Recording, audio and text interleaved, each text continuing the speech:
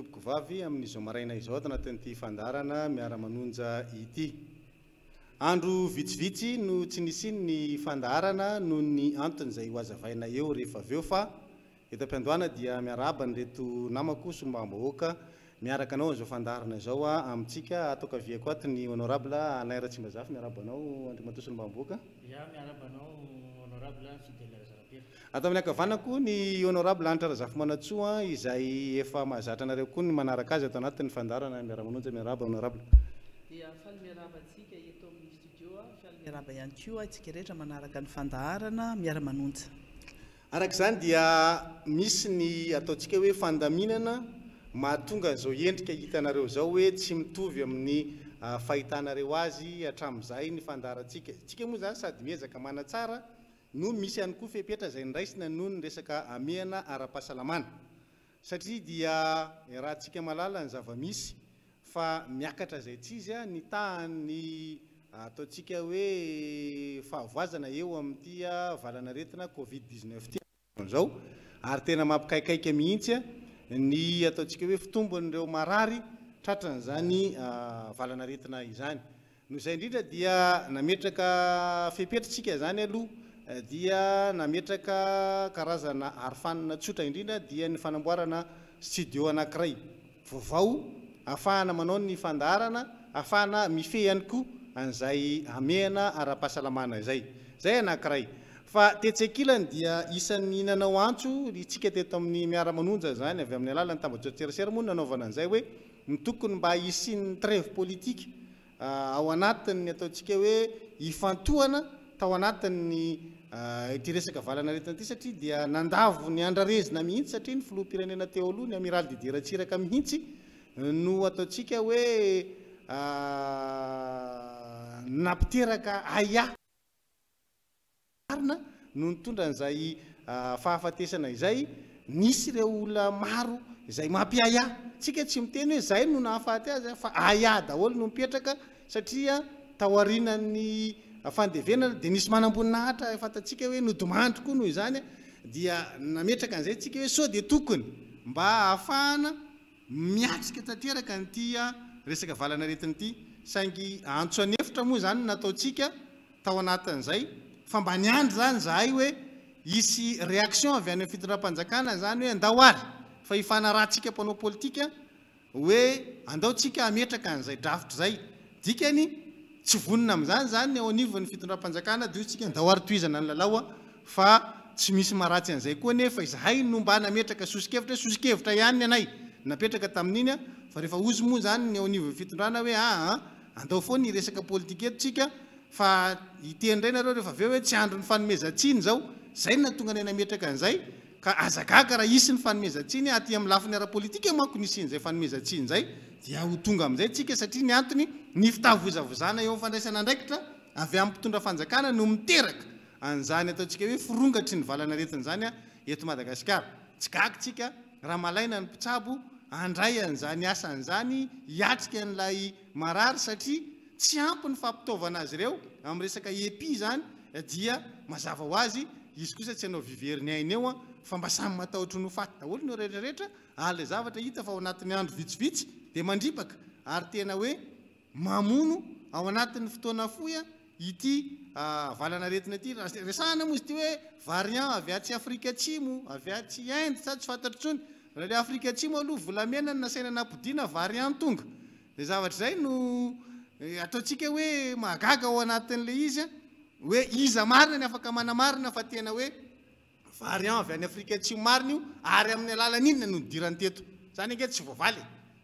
hoe tena misy proof fa dia apetraka fotsiny hoe botrony zaony fa tena aiza le proof mitohaka amin'ny tendany afahantsika miresaka fa zay marina no natonga an'io valanaretina io fa hatreto aloha ny zavatra apetraka tsika dia hoe ny fitavozavozany mpitondra fanjakana no miteraka an'io zay zany ny zavatra anankiray apetraka tsika zay ka arak'izany teneniko zany dia hoe miverina ao anatin'ny tontolo politika zany tsika miverina miara-manonja ho arahanareo indray zany isan'andro manomboka amin'ny 9 sasany ka hatramin'ny 12 fa raha nanay amin'ny 12 izy satria misy fepetra zay napetraka koa anatin'ny fandaminana amin'ny fiaramiasa amin'ny MBS TV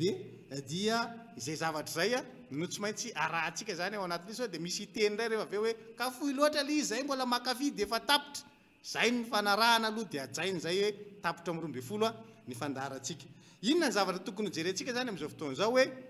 inona ny zavatra misy tsy anao jeritodika ny efa lasa tsontsika zany fa ao anatin'ity herinandro masiny ity dia andaotsika anombana ny hoavy anombana ny hoavy avy amin'ny alalan'ilay ataotsika hoe mety ho fetraikany valana retiny eo amin'ny lafiny maro eto amin'ny firenena tsy sanatria faly amina resiny barea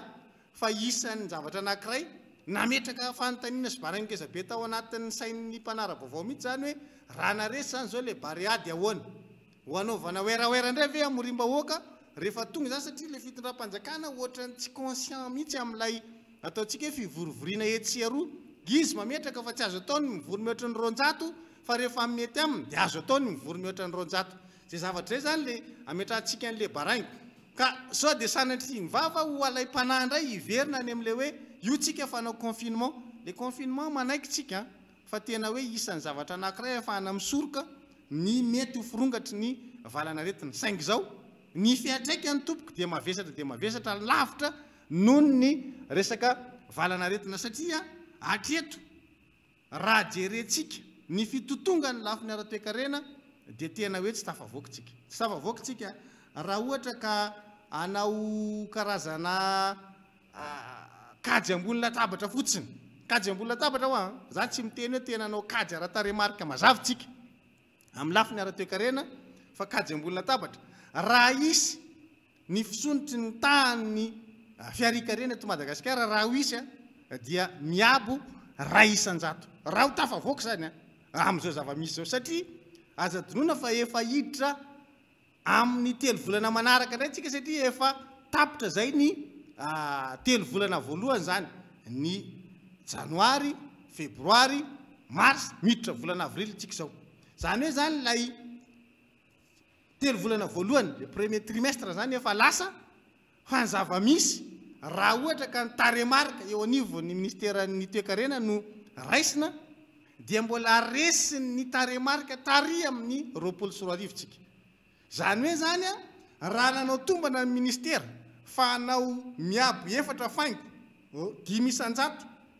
amin'ny fisonitry ny fiarikarena dia mazava ho azy fa tsy ho afaka andehany amin'izany tsika ny antony lay 3 volana voalohantsika amin'izao fotoana zao dia mbola resiny tamin'ny 2020 resy zany le fampidiram-bolantsika amin'izao fotoana zao rehefa raha ohatra ka hiazakazaka anao le 4,5% tsika dia mila mandresiny 2020 zany fampidiram-bola ao anatin'ny kitabolam-panjakana tsika amin'izao fotoana zao mbola resy mbola ambanin'le tsika ny iba nefa tadie 2020 tsika miiba ny taux de croissance tsika tamin'ny 2020 fa ny fampidiram-bola tsika tamintsika ny iba ny taux de croissance mbola ambony lavitra noho ny fampidiram-bola tsika amin'izao manana tanjona hiakatra ny taux de croissance zay zavatra zay zany ny ataoko hoe kajy ambony latabatra tsy mila mijery taremarika zany hoe tena anao kajy be ty ampinanty raisina fampidiram-bola tamin'ny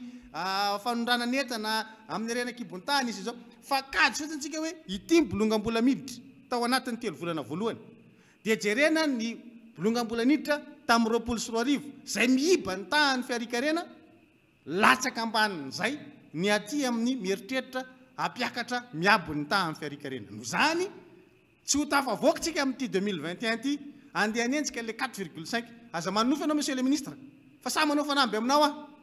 fa tsy ho tratry zany ninninona ataonareo ministera fitantanam-bola tsy ho tratry zany 1% kajy ambony latabatra zay ny azotsika atao miabo 1% fa ny hoe andeha ho any amin'ny 4 tsika manofy satria manomboka militra tsika zao zany aty amin'le resaka hoe fetraika an'le covid indray io tsika zany zao ka raha eo tsika mianakendry hoe andao indray anao ohatra n'le tamin'ny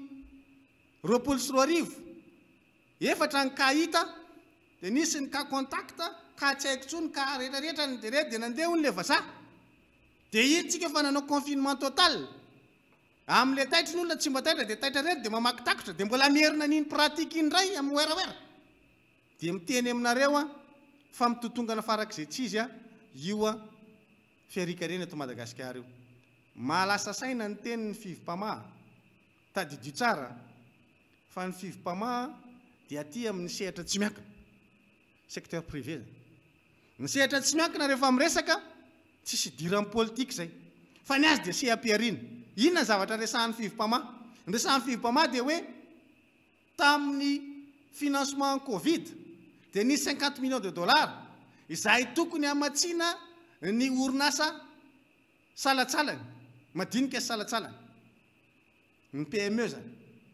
dia ny fiarinany tokony nanao garant ao anatin'izay zany hoe zany a tokony nomena vola reo PME reo na ahafahany niatrika ny fiantraikan'le covid 50 millions de dollars tamin'ny financement ny covid tamin'ny 24 androany ane le PME tsy nahazo vola tsy zany teny an'izany fa ny fivim-pamaha no miteny an'izany tsy nomena vola ilay fivim-pamaha ny antony rehefa nakany amin'ny banky izy dia ozy ny banky hoe ataovy antoka ary ny fanananareo dia tsy miditra le PME fa manina izy dia anao antoka nefa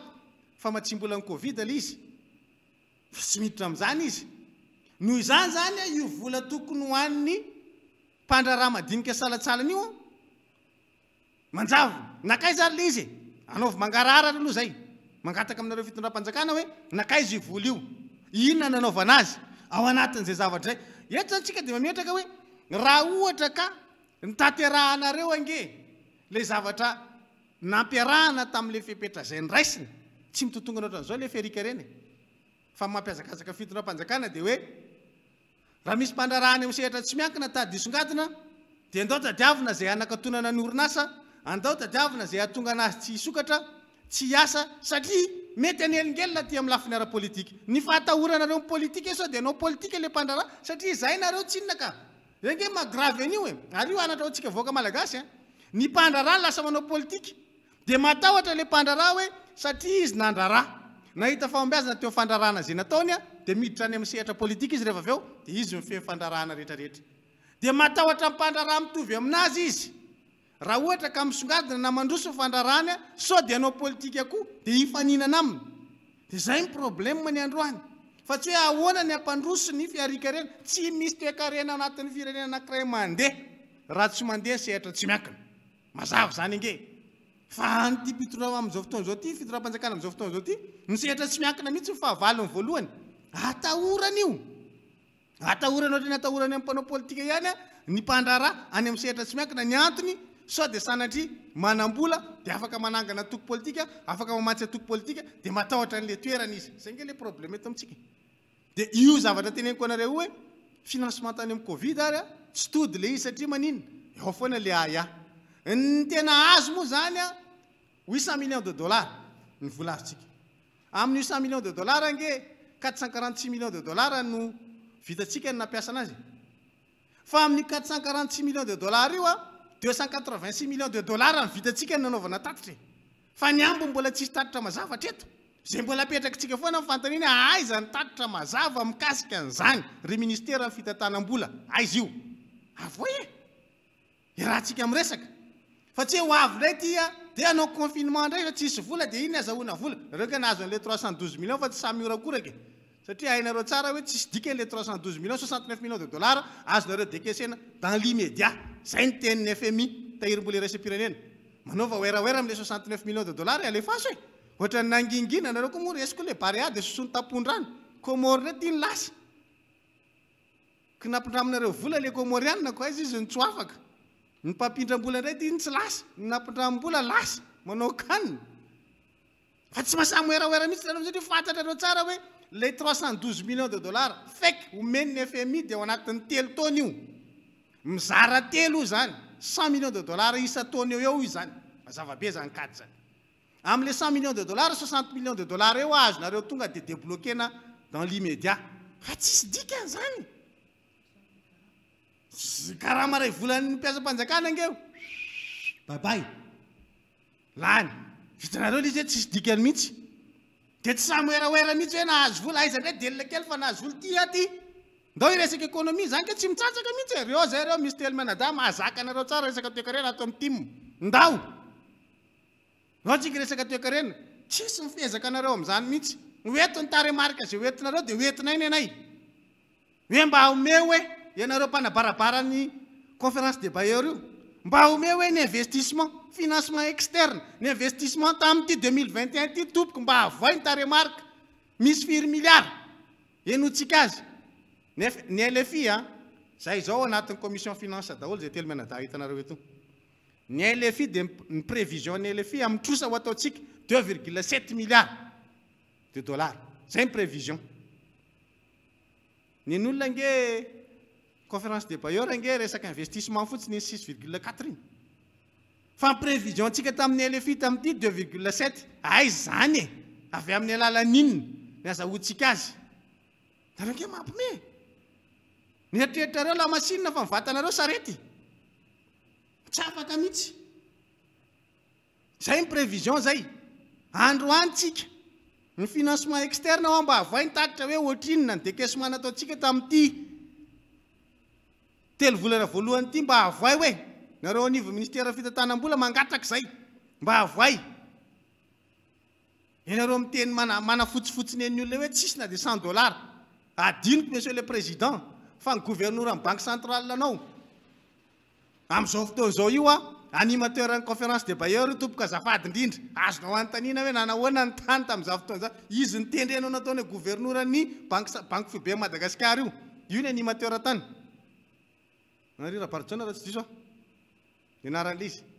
io ny tany io niaraka taminay tany io mijery le vidéo vao tena mahita le tsara ary ty lera namana zany zavatra zany nentina jereny hoe sasanangy samihafa mihitsy ny fampitahana ny lafi ny ara-toekarena tamin'ny andro ny rajonaro mampianina sy ny amin'izao fotoan'izao tena grave izy ary io fake io ny condition anatiny io dia miteny amintsika tsy afaka manao financement parallèle ntsony ty fitondram-panjakana ty baibay PM IPM nareo io tsy adalan'ny olona nanome anareo an'le fake ao ianao dia kendao taraikitsika tsisy hevitra tsony mihitsy fa dia manaraka an'io amin'izay dia hita eo amin'izay no eraoera hoe anao an'ity anao an'i anao an'itsy etiko itenenana amintsika hoe androany tsika rehefa tena ataony perte amin'ny vokatry ny confinement tamin'ny 2020 grave be dia za eto zany dia miteny reto namako reto mbola namafy rehefa avy eo hoe aza mianakendry miditra amin'ny resaka confinement fa mora mpitenenany zany confinement zany fa mifiatraikany aka ohatra anankiray mitombona tonga dia ngeza be vola ampidiritsika amin'ny sehatra ny fizahantany fananareo daholo ny volona tsisy zany tsisy ny fidirana teto tamin'ny resaka tourisme fizahantany perte mahitsy zany hoe avy amin'ny tsy fisian'ny mpizahantany tonga eto Madagasikara raha manao 600 millions de dollars isa-taontsika amin'ny resaka fizahantany dia efa nisy fitenenana teo tsy haiko afako maly iny angamba le namoaka taremarika hoe 500 millions de dollars amin'ny perte amin'ny fizahantany direct zay hoe noho ny tsy fidiran'le mpizahantany dia perte 500 millions de dollars tsika anatin'ny herintaona fa ny mifandraika amin'izay ny fizahantany angetsy le mpizahantany tonga fotsiny na le hôtely tsy mandray mpizahantany vahiny fotsiny fa tadidio fa misy olona mampanofa vedety ao anatin'izay mahandro sakafo mampanofa 4x4 reny fiara be sy ny tariny reny ny mivarotra entana fahatsiarovana sisisy zany mbola ao anatin'le perte daholo zany donc mbola mihoatra lavitra le 500 millions de dollars zay ny perte amin'le tsy fandehanan'le fizahantany fotsiny dia mietreritra reo fa mora ny efeny zany hoe manao confinement zany rehefa maka mesure amin'izany ohatra anankiray fotsiny zay teneniko zay fizahantany fa mbola misy zavatra hafa ao akoatra ny fizahantany zay mbola mitondra perte ngeza be ho antsika noho ny fisiany le resaka valanaretina donc le fakana fanapa-kevitra tematemaka io na io be ampipo be fahatany tsy manaraka ny tenitenen'ny hafa io tsy adalah président Marc Valmana miteny andao tsika nafatra vaccine dia nareo moa amin'le tsy te anaiky an'izay dia hoe namorony académicienne na oui dia aveo dia hoe nafatra nanaiky ihany fanao an'le dia ataovy akinanga ndray koa iny hoe mba asianan'iny aloha dia ho kalikalma kely mpanohitra kalikalma daholo ny olona fa hoe io tsika fa mba fa azy fotorana le izy fa mbola tsisy vahaolana eto akoatra an'izay aloha zany no hitantsika hoe io ny ekeny zao tontolo zao hoe le vaccine ary ny olona miazakazaka makany dia tsika tsy havita tena rereto fa mila miazakazaka makany noho izany raha endry ny fitondram-panjakana dia ny mampiazakazaka ny mety azahoantsika vaksiny mitamy nosy manodidina antsika ireo ohatra ny Maurice ny sasany zay ny tokony ataon'ny Madagasikara zay hoe ahoana ny ampiazakazaka an'izay fa raha tsy zany dia taraiky eto tsika tsisy asa afaka andeha eto dia ho tena farahidintsika amin'ny fameloma-tena dia za tsy tia fantatra hoe raha pitso raha afaka pitso sady matin'ny anoanana ny gasy no matin'ny aretana io taremarika alefanareo nge fa betsaka ny tsy mino an'io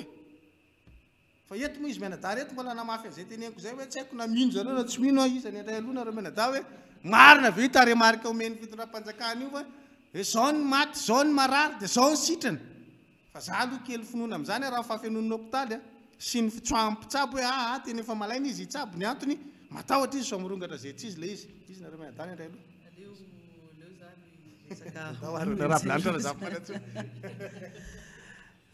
manantitra ny fiarabanantsika rehetra foana na dia firy andro kely zay ary tsy niontsika eto dia kopakopa tanana ho antsika rehetra zay manaraka amin'ny fandarana sy miandry fatratra nyity fandarana miara-manonja ity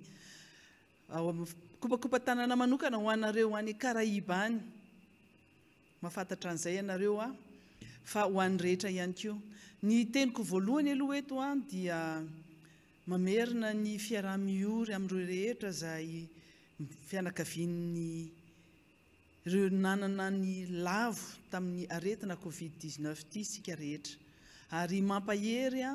anareo rehetra zay marary amin'izao fotoana zao zay ao anatin'ny tsy fahasalamana tanteraka ady iraisana izy ity ary araky ny voalazanay teo samy nanao publication tany anatin'ny Facebook tany izay tany mitambajotra serasera tany hoe ndao ary tsika hiara-hiatrika an'ity Covid-19 ity fa hienjana ny raharaha efa tena mbiakoditra ary efa tena atenda kely ny aintsika rehetra vao manokatra vaovao ianao vao mijery vaovao vao mijery telefona na FB na ordinateur dia olona maty ka miverina amin'ilay isa voalaza teo moa zany hoe misy isa ofisialy zay ilazay ny fitondram-panjakana ao anatiny tao anatin'izay fotoana zay tamin'ny fakomaly tamin'ny 30 mars moa dia nilazaina hoe 10 ny maty dia 7 teto Analamanga kanefa ny zavatra misy dia zao tsy mireflete tsy mampiseho ny réalité mihitsy ny isa ofisialy avoakan'ny fanjakana amin'izao fotoana zao raha mahita zany eny fiarahamonina rehetrarehetra ihany hitatsika fa misy maty ary misy marary ary ny olona rehetra zay marary zay mandeha any amin'ny toerana zay ahafahana manao test na manao PCR no lazaina fa recensé no voaisa zany fa ny olona rehetra zay marary rehetrano any miantso dokotera samy manana ny médecin traitant na ny dokotera zay fatany ahafahana mitsabo mba ahafahana miatrika aingakaingana ary ahafahana mihinana fanafody aingana manao le prise en charge afarany aingana eo am-pindrasana ny fanaovana PCR dia tsy maharaka raha ohatra ka ny isan'ny olona marary amin'izao fotoana zao tsy maharaka mipanisan'ny olona marary ary tsy maharaka koa ny isan'ny olona maty amin'izao fotoana zao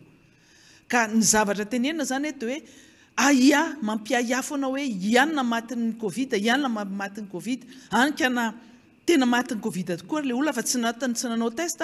dia tsy tafiditra ao anatin'le isa ao anatin'le isa ofisialy ary lazaina moa zany avy eo dia hoe matin'ny aretina hafa izy matin'ny aretina hafa zao nefa fantatra zao fa nyle symptôme rehetra dia tao amin'le olona narary zany rehetrarehetra zany ilazana zany hoe ady iraisana aloha ty Covid ty fa naizanaty zany raha ny tompona andraikitra voalohany amin'ny fahasalaman'ny vahoaka sy ny fiarovana ny vahoaka dia ny filoham-pirenena sy ny fitondram-panjakana zay ny ao anatin'ny lalam-pandroenana tsy afaka hiala mihitsy na dia meditsiny na hiala ndraikitra amin'ny olon-kafa zany hoe ianona sy ianona ny tompona ndraikitra amin'io tsy afaka tsipy any amin'ny hoe ministry ny fahasalamana na ny mpitsabo na ny izy zay ny adidy voalohany ny filoham-pirenena aloha zany dia miaro ny fahasalaman-bahoaka ary maka ny mesura rehetra mifanandrify amin'izay teto samina eny daholo tsika fa nisy kabary nataon'ny filoham-pirenena tamin'ny sabotsy tamin'ny 20 mars ny zavatra noteneniny tamin'iny dia hoe mbola vao Ahoana moa zany efa nahazo an'le taratasy avy amin'ny akademian'ny médecine izy ny 12 mars ary nazava tsara ny torohevitra sy ny toromarika avy any amin'ny akademia ny médecine hoe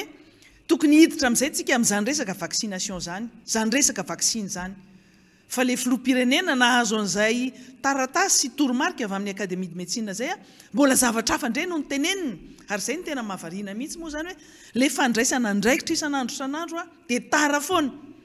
zay nge nefa olana lehibe ary nahafaty olona marobe tamin'ny herintaona napisy marary be dehibe tamin'ny herintaona dia ny fahatarana ny fandraisana ndraikitra tara foana amin'ny zavatra rehetra zay atao tara ny fandraisana ndraikitra dia tara daholo mesura rehetra ary à côté de la plaque ny mesura raisina satria ny oeraoera aloha ny fisehoana aloha ny zavatra tsy ilain'ny vahoaka aloha no atao fa zavatra hafa indray olona fa maty ny anoanana ry amin'ny kere mbola stady nomena amin'izao fitsika miteny zao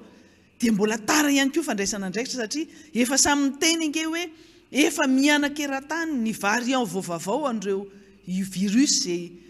misy tamin'ny herintaona io efa etsakaiky kely etsange zany Afrique du Sud zany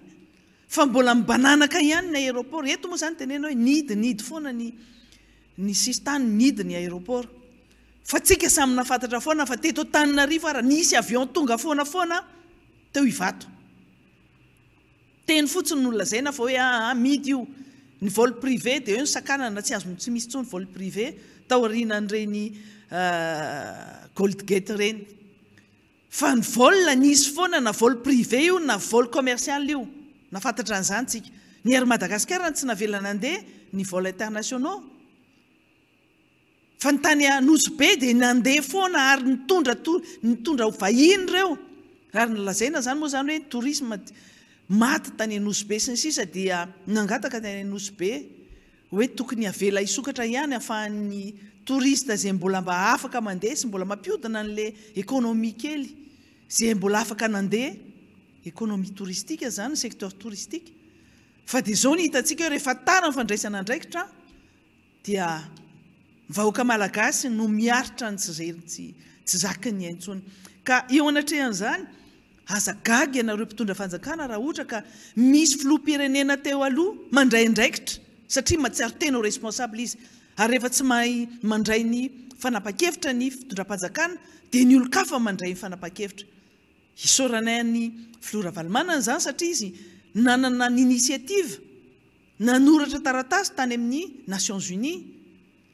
tany amin'ny coordonnateur ny Nations Unies eto Madagasikara ary tany ivelany tamin'ny chancellerie rehetrarehetra ny antsovonjy hoe tokony hojerena akaiky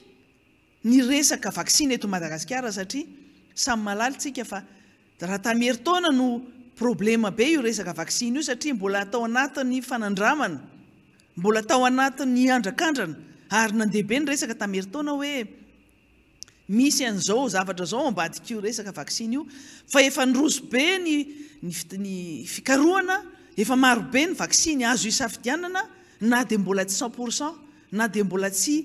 efficace 100% ireo vaksiny rehetrarehetra zay hitareo ny tsy azo hidovirana kosa aloha ho an'ny Madagasikara dia tsy maintsy miditra tsika amin'ny resaka vaksiny dia safidintsika tsiraray amin'izay ny hoe hanao vaksina na tsy hanao vaksiny ohatra ny fitsaboana zay atao amin'izao fotoana zao inona ny protocole mahasoa na tsy mahasoa ny tsirairay fa io rehefa tonga aina ohatra zao rehefa teny hoe aina no voakitika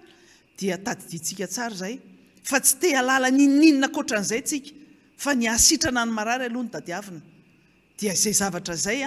no tadiavintsika resaka vaksiny tsika eto dia misy fantaniana zay apetrakareo moa zany hoe fa inona marina moa no antony tsy hidira Madagasikara ao anatin'izay sehatry ny hoe olona anao vaksiny zany any ivelany rehetrarehetra any aty Afrika efa vitsikely sisa ny firenena tsy miditra amin'izany vaksiny zany ary anisan'izany Madagasikara tsika raha tsy nikotabaisy ny filora valimanana amin'iny resaka hoe hiditra ao anatin'le alliance Covax na le programme Covax io dia teto foana le fitondram-panjakana efa nanomboka nanao taratasy ihany le ministre ny fahasalamana hoe anao ny inscription ny Madagasikara ao anatin'le alliance Covax. Tiako hazavaina kely le resaka io Covax io moa zany le hoe programme Covax io. Ny resaka Covax ho antsika rehetra izay mbola tsy mahafantatra an'izy moa zany dia fiarah-miasa eo amin'ny organisme eran-tany, zany hoe fikambanana eran-tany iraisam-pirenena izay tafiditra ao ohatra ny UNICEF, ny OMS, ny Banque mondiale, ny organisme hafa, ny collaboration, ny ina moa zany hoe Alliance mondiale pour les vaccins et la vaccination. Tafiditra ao anatin'izany ny misy hoe coalition for epidemic preparedness innovations. Zany organisme rehetrarehetra zany no mitambatra miara-miasa ahafahana manafatra vaksiny ho an'ny firenena izay sahirana ataon'le tenena moa zany hoe pays à faible revenu na le firenena mahantra zany, ahafahana manafatra vaksiny ho an'ireo firenena mahantra reo zany dia mbola vaksiny tsy andoavam-bola aloha izy amin'ny voalohany. Ohatrany hoe zao misy firenena matanjaka anankiray dia manana vaksiny izy ataontsika hoe 500 millions na dose, dia ny 5% n'io 10,000 dose na faran'ny firenena matanjaka anankiray no atokany amin'ny firenena anankiray. Fanao zany nahazo Ghana, nahazo nefa zany ary firenena matanjaka zany Ghana zany arabola raha mihoatra n'izany Madagasikara zany. Dia zay le resaka Covax io zany hoe fahafahana mandefa vaksiny ho an'ny firenena zay sahirana. Fa tsika moa zany miavinavina ny fitondram-panjakana eto hoe zay tsy mila vaksiny fa ny anay CVO ihany. Zay efa mampisy polémika be. Eto moa zany dia averiko foana le resaka hoe tsy ny resaka aroakanjo malagasy na ny mirano zavatra ratsy, fa nanaovanareo an'le CVO, nanaovanareo fitaovana politika an'le zavatra fikarohana zay nataon'ireny imira reny. Le nanaovanareo politika napotika n'io zavatra imira zany raokandro malagasy zany nanatoerana nisy azy, fa le avis scientifique mbola tsy misy mandrakizity ny androany io aza fanandalitra le vahoaka malagasy fa tsy mbola misy zany hatramin'izao mikasika an'izany tambavy zany. Ny CVO plus dia nataonareo io hoe fidiram-bola goavana be ho anareo ary lasa business d'État, lasa bizina, tena hoe bizina araka ny tenin'ny olona ankehitriny, business d'État. Fa inona ny zavatra misy satria le CVO plus ny fanjakana no mividy amin'ny fary malagasy. Fidiny fanjakana io fa tsy hoe mena maimaim-poana akory meny sy ny fary malagasy maimaim-poana ny fitondram-panjakana. Mividy ny fanjakana ary tena marché, grand marché public faran'izay lehibe, tena hoe grand marché public io ho an'ny fanjakana, ho an'ny fary malagasy. Fa aveo izy no zarazaraina maimaim-poana ny ministère, ny institution sy ny sisa any amin'ny mpitandro filaminana, fa amidy ihany koa nefa io. Ny dikan'izany ao anatin'izay dia natao contrepartie le fanekeny le filoham-pirenena hoe eny ary anaiky tsika ay anao ny vaksiny io ary fa mbola en période d'observation, zany hoe mbola mitamatama ihany koa zany le fitondram-panjakana amin'izao fotoana zao. Mbola misalasala izy ary lazaina mihitsy amin'ny teny frantsay hoe misy refus déguisé, zany hoe manday izy, mandaa akolaka anao vaksiny na mangatakandro, fa aleo aloha mivarotra sy mandafo an'ireo CVO plus reo aloha. Ary zay le lazaina teo hoe le tambon'le vaksiny amin'izao fotoana zao dia hoe tsy maintsy ampidirina, tsy maintsy resahana ao anatin'le taratasy, le ao anatin'le communiqué navoaka ny conseil des ministres, le resaka CVO, zany hoe ampidirina, tsy maintsy ampidirina atao au même titre que ny vaccin amin'izao fotoana zao le business d'État eto. Eto moa zany mbola azo toizintsika lava be mihitsy na mbola anaovantsika débat zay zavatra zay, zay resaka business d'État zay. Fa ny mamay amin'izao fotoana zao dia hoe ahoana ny hitsaboana an'ireo vahoaka malagasy rehetrarehetra reo. Efa be dia be maty raha, fa maty be dia be maty, mampitomany havana, namana, olom-patatra. Ny filoham-pirenena raha nanao kabary dia ny teny hoe manomboka zao dia maimaim-poana ny fitsaboana an'ireo olona rehetra marary ny Covid, maimaim-poana ny fanafody, maimaim-poana scanner. dia malahelo amin'ny laza eto androany fa tsy mariny zany mety misy mamay-pona any amin'ny toerana sasany fa ny olona zay teo sitrana amin'izao fotoana zao dia miala posy miala vola posy hividianana fanafody ny zaraina any amin'ny CSP2 sy any amin'izay toerana misy any dia vitamine C raha misy mety magnesium izy mety misy indraindray misy azithromycine kely fa tsy ny rehetra no misy an'izany fa miala vola ny olona marary amin'izao fotoana zao mitady oxygène partout eto Antananarivo tsy tenenina hoe eto Antananarivo rehefa tsy maraka ny oxygène fa matériel miaraka ny oxygène ny concentrateur d'oxygène sy ny sisa tsy maraka zany tsy misy zany miantsovonjy daholo ny olona rehetra ny any Mahajanga tsy misy intsony zany oxygène zany efa 4 andro efa mionona fotsiny ny olona rehetra manana marary ny scanner tsy mandeha any Fianaratsoa any amin'ny toerana hafa tsy mandeha scanner normal raha tenena hoe tao maimay-pona io fa le tenin'ny filoham-pirenena mihitsiny tsy manaraka an'izay ny réalité za eto dia miteny ho iaho hoe rehefa tenenina an'izay le izy dia tena tanterao arak'izay e nareo miteny fotsiny fa tsy manaraka ny action ny vola laninareo amin'ny zavatra hafa eto moa zany tsy fandatsa amin'ny resaka baolina kitra zahay dia tena tia baolina kitra ary tian'izany Barea zany fa be loatra ny antsoantson'ny olona hoe aleo ve lanina any ve le vola fa le vahoaka le efa maty le vahoaka efa marary mafy ty dia jere-potsiny so dia tokony hividianana oxygène tokony hividianana fanafody tokony hanaovana vidanana matériel amonjena an'ilay vahoaka malagasy fa Andriamanitra mahay ny zavatra rehetra Andriamanitra mahay ny zavatra rehetra ary eno ny vavakareo rehetra vavantsika rehetrarehetra eno zany zao tsika rehetra marary tsy marena fofokanina ny entsika fofokanina ACAN fofony le kanina no entsika teto resy Barea efa marary zany tsika rehetra ny dikany marary daholo marary tena marary ny aina mahita hoe rakoto rabe ianina tsy ananina marary tsy manana moyen fividianana fanafody mandeha milahatra makary amin'ny voary ary amin'ny village voary mivery-potsiny satria hoe le olona tena efa tena manana forme grave na efa tena miprésenter symptôme be no manao les tests aloha fandaninareo aloha mody anetrano alohanareo no mitsabo-tena le olona amin'io efa reraka na ny frena taksina ny bus andianany eny rehefa mamindra ny olona ny anatin'izay fitateram-bahoaka zay irana zany ny zavatra iainana amin'izao fotoana zao fa le fitondram-panjakana mampanontany tena hoe misy sa tsy misy eto e mbola oeraoera mbola zavatra hafa no mamay anareo rehetra aiza daholo nareo rehetrarehetra mpanao asa soa amin'izao ny any amin'ny kere moa zany zao dia anaovan'ny olona émission any ivelany mihitsy hoe tena zava-doza ny zavatra any hoe tsisy mijery ny olona mivoan'ny kere satria rakotry ny Covid indray amin'izao fotoana zao dia ambon-javatra indray zany fa le association mpilaza fa mpanao asa soa le association manao ny asan'ny ministère ny mponina le association manao asan'ny ministère ny fambolena aiza daholo reny amin'izao fotoana zao zao nahitana fa tena tian'le malagasy ianareo tia tandrazana nareo ary eto koa ny ahitanay amin'izao fotoana zao na dia ao anatin'ny herinandro masina ary tsika ao anatin'ny lakamisy masina tsika androany ahitantsika hoe olona ohatrin'inona no mitondra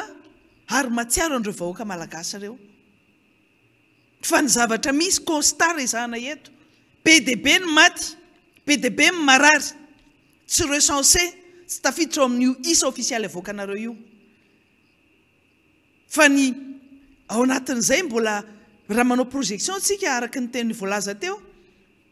dia maizina dia maizina ny lalana izay miandry antsika rehetra any ary tena tunnel lava be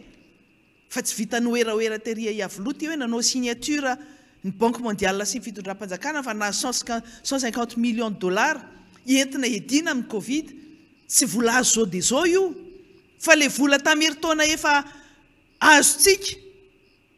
antanina fitondram-panjakana aiza daholo ohatrinona efa décaissé totalement entièrement fotoanan'izao amoahanareo ny mangarahara ary amoahanareo izay vola rehetra tokony anaovana décaissement efa tapitra ny premier trimestre zao dia mila mazava amin'izay ho an'ny vahoaka rehetra, ho an'ny solombavim-bahoaka rehetra, zay resanay raha solombavim-bahoaka tompona ndraikitra tsika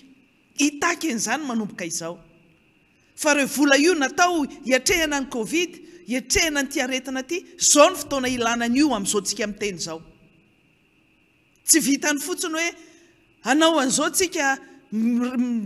rehefa hoe crédible ianareo fa nahazo 312 millions de dollars ary fake. Fa fantatritsika fa mbola hisy procédure io tsy androany androany fa ny vola fanampiana tamin'ny herintaona aiza daholo avoay amin'izay reo vola reo fa tsy mipetraka any amin'ny toerana tokony tsy misy anazy ihany ary alahelo-mbahoaka sy alahelon'ny olona manana ny maty sy marary ny tsy voatsabo amin'izao fotoana zao satria nisy vola natokana ho azy ao, nisy vola natokana hiadina amin'ny aretina ao, nisy vola natokana hiatrehana an'izany fahasahiranana zany na ho an'ireo orinasa zay tratrany zany fahasahirana tanteraka zany na ny PME, ny PMI, fa ho an'ny rehetra zay miasa, zay lolarana zay ataontsika en première ligne rehetra reo, ho an'ny fahasalamana voalohany indrindra. Fantatritsika fa tsy ampy ny fitaovana ireo mpitsabo sy ireo paramedy sy ireo olona rehetra apetraka reo amin'ny lolarana reo. Anisan'izany mpitandro filaminana amin'ireny barrage sanitaire sy ireo mpanampy sy mpiasa rehetra mpiasa fahasalamana. Tsy ampy ny fitaovana entin'ireo olona reo fa mamono teny ireo olona reo ary tsy mentsika tsiny raha ohatra ka misy mandà amin'izao fotoana zao hoe zay tsy hitsabo intsony satria ny ainay koa nge mba arovanay e, fa atao inona tokoa moa mpitsabo e, ny paramedy e, natao amelona reo, natao hitsabo reo fa tsy ho sakrifentsika ho ataontsika kobay ny ho fitiavan-tenantsika. Mampalahelo ny zavatra mitranga amin'izao fotoana zao, tena mampalahelo. Ary zay no tenenantsika ny tenenana eto hoe nareo zao andray mesure tsy fantatra inona no raisin'ny fitondram-panjakana amin'izao fa ny olona ny ivelany ihany na isan'andro san'andro ary izy rehefa tokony miteny dia miteny fa ny antsika asa hiandro roviana indray mbola mitamatama eo indray le filoham-pirenena hoe roviana indray no hiteny inona mesure ao raisiny veto aloha zany tsy te eo amin'ny toerany tsy te eo amin'ny toerany mihitsy satria sarotra ny fandidiana amin'ny toerany satria ny salasala loatra tamin'ny décision zay ndraisina dia mizaka ny tsy erany aina ohatran'izao le firenena sy le vahoaka malagasy. Androso izy maty ray be hiteny izy hoe no confinement sahirana mafy ary tena amodika antsika rehetra raha vao zay ny zavatra mitranga, amodika ny toe-karena, amodika antsika rehetra satria tsisy azakan'izany intsony le vahoaka malagasy ny ihany koa any rehefa tsy misy intsony. Tsisy ny mesure d'accompagnement le vola zay hiatrehana an'izany asa mbola misy ohatrinona amin'izao tsika miteny zao, le mangarara ny takina hatramin'izay mbola tsy hita hatramin'izao ary alasany amin'ny zavatra hafa iny efa confirme fa hitanay daholo izy amin'izao fotoana zao any amin'ny lalakafa tsisy hidirany amin'ity fa ady amin'ny aretina ty no nandaniana ny vola fanontaniana mipetraka. Nisy tomobile 4x4 marobe tamin'ny herintaona, nisy an'ireny camionnette be dia be nisy soratra Covid reny, lutte contre le Covid tamin'ny herintaona reny, aiza daholo reny amin'izao fotoana zao. Natao inony reny? Sa natao marché fictif ihany koa? Tafiditra ao anatiny le détournement koa ve reny? Détournement de deniers publics. Tafiditra ao anatiny le marché fictif ve reny? Tafiditra ohatran'le can l'écran plat ve reny? Mitovy an'le resaka bombe sucette ve reny? Fanontaniana mipetraka zany ary tsy maintsy hitantsika marina momba an'izany. Fa eto ny mamay amin'izao fotoana zao iaho hoe inona mesure tsy maintsy raisina fa tsy vitany hoe misy vatsitsinjo ry dia apahan'olona ihany mahazo azy, misy tosika fameno ry dia apahan'olona ihany mahazo azy. Mila an'izany daholo ny vahoaka amin'izao fotoana zao, mila fanafody, mila matériel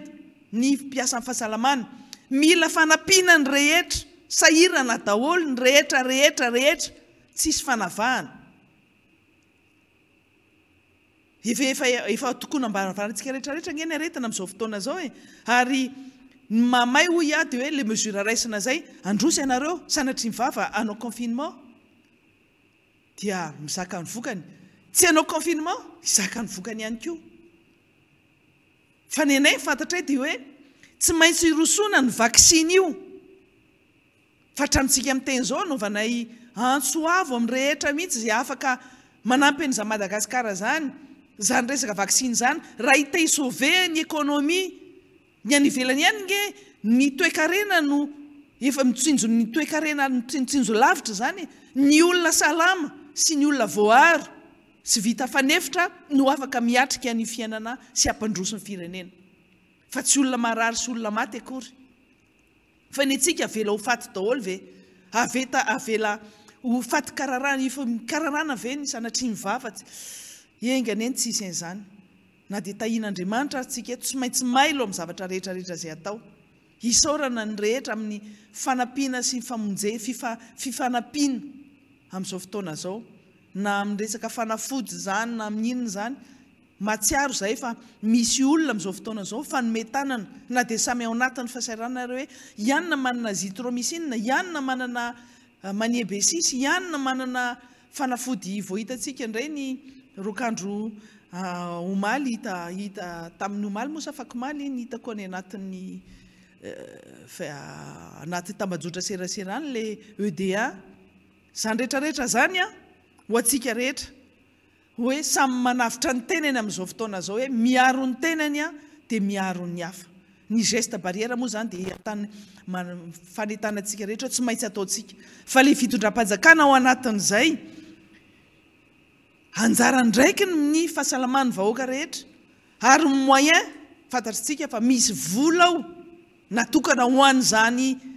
fiarovana sy ady atao amin'izany Covid-19 zany fa hitantsika eo hoe atraiza ny fahaizanareo marina fa tao anatin'ny fahasairana kely tsika tao amin'ity herinandro ity fendohan'ity herinandro ity niatrika inona moa zany ny fomba filazana azy niatrika fahoriana ny fitondram-panjakana fa tonga ny andro talata dia tsy maintsy miatrika ihany koa ny fiainam-pirenena amin'izay ary hitantsika eto amin'izay moa zany satria anisan'ny ny anteherany filoha-pirenena ny filoha izay maty tamin'ny alahady iny dia ho hitantsika eo hoe atraiza amin'izay no fahaizany mitondra n'ity firenena satria ty firenena ity atraiza satria anisan'le mpanolotsaina sy mpame hevitra anazy no lasa zao no ilaitsika ny olona tena hoe manolotsaina ary tena hitantsika hoe olona tena mahay no mitondra fa tsy hiandry ananilika andraikitra any amin'ny hafa foana zay zavatra tenena zay a ho antsika rehetra zay mihaino an'izao fandarana zao androany raha ny tena tokony izy izahay ireo a dia efa nanapa-kevitra hoe aleo aloha ho ajanona aloha ny fandarana miara-manonja satria mila miaro tena ihany koa izahay izay nanao an'ity fandarana ity mila miaro tena na ireo teknisianina na ireo izay rehetrarehetra manodidina n'ity fandarana miara-manonja ity kanefa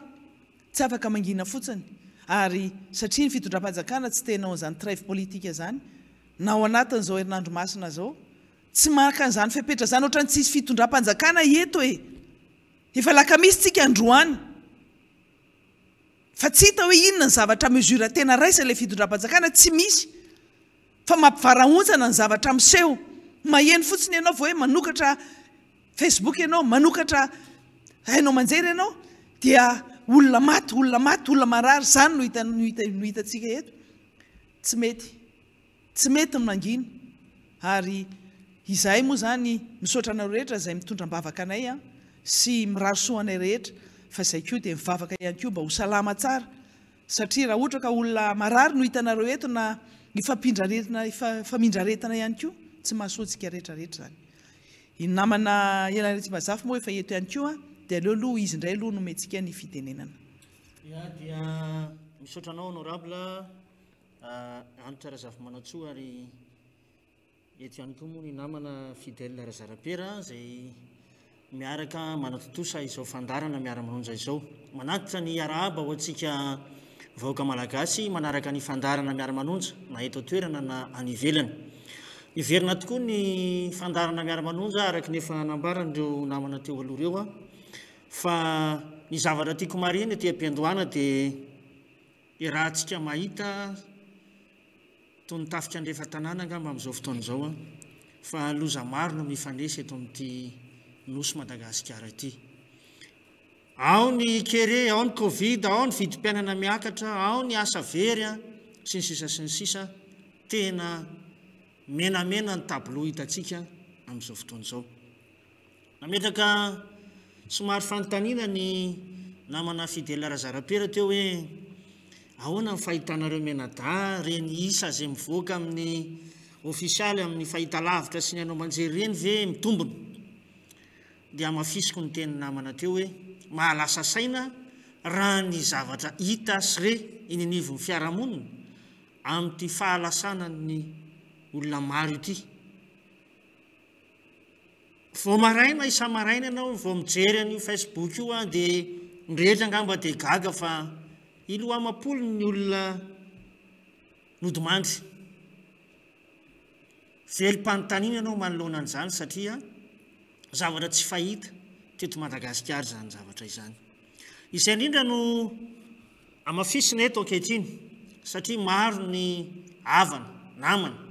indrindra any amin'ny faritanin'ny Mazanga iny tena ranomaso. An-dranomaso isan'andro no iainan'ny olona any satria anisan'ny toerana niditsika ny faritra iny amin'izao fotoan'izao amin'ny fivezivezena amin'ny alalan'ny fitaterana dia mahatsiaro ho very mihitsy ireo havatsika any toeran'ireny amin'izao fotoan'izao. Maro dia maro no olona tratran'ny covid. Any amin'ny hôpitaly efa namafisiny namana teo ihany koa fa tena tsy maharaka intsony ny fitaovana izay ampiasaina. Eny fa na ny olombelona izay hitsabo azy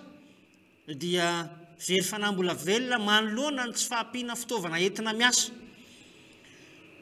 Malmoa Andriamatoa Prime Ministre dia nanamafy mahakasika ny hoe mbola manana concentrateur d'oxygène ny amin'ny arivo antsika. Mba miangavy tompoko mba asifana raha maso ary ny fampiasana an'izany concentrateur d'oxygène milina izany. Fa alay-panahy zay amin'izao fotoan'izao hoe sao dia misy ara tompona andraikitra tsy salama any ka ny atokantrano ihany no anaovana ny fitsaboana ka lasa ny concentrateur d'oxygène izay tokony ho any amin'ny hôpitaly andraisana an'ireo maratsika ireo no tsy tonga any amin'ny hôpitaly fa any an-trano an'ireny olona ireny sanatriany vava. Ka mananga ny fitondram-panjakana zay mba hijery akaiky satria raha misy tokoa zany concentrateur d'oxygène any amin'ny milina zany na arivo isa zany tsy tokony hitrango izao olana eto amintsika izao. Nanamafy koa moa ny Prime Ministre fa hoe efa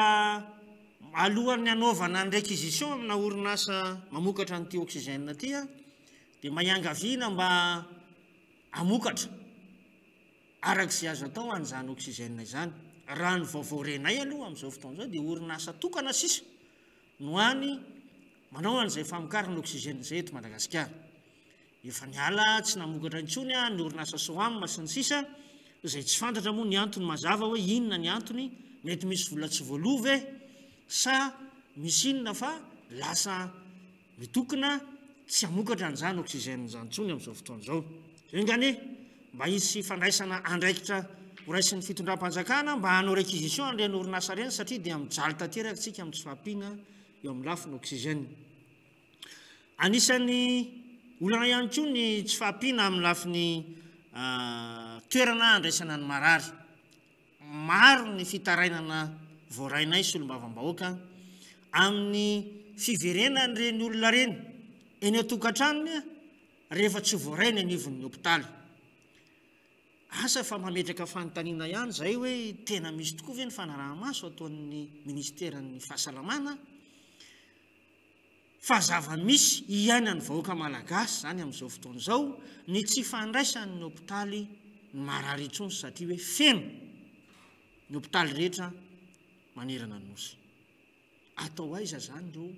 mararitsika amin'izao fotoan'izao. Inona ny fandraisana andraikitra maika raisin'ny fanjakana satria aina no resana ary tompona andraikitra voalohany amin'izany fitandrovana ny ainy malagasy zany ny fitondrana indrindra ny filoham-pirenena. Manarak'izay dia hiverina kely amin'ny famatsim-bola izay azosika tamin'ny taondasa amin'ity sehatry ny covid ity efa nambaran'ny honorable Fidèle Razanapera teo ny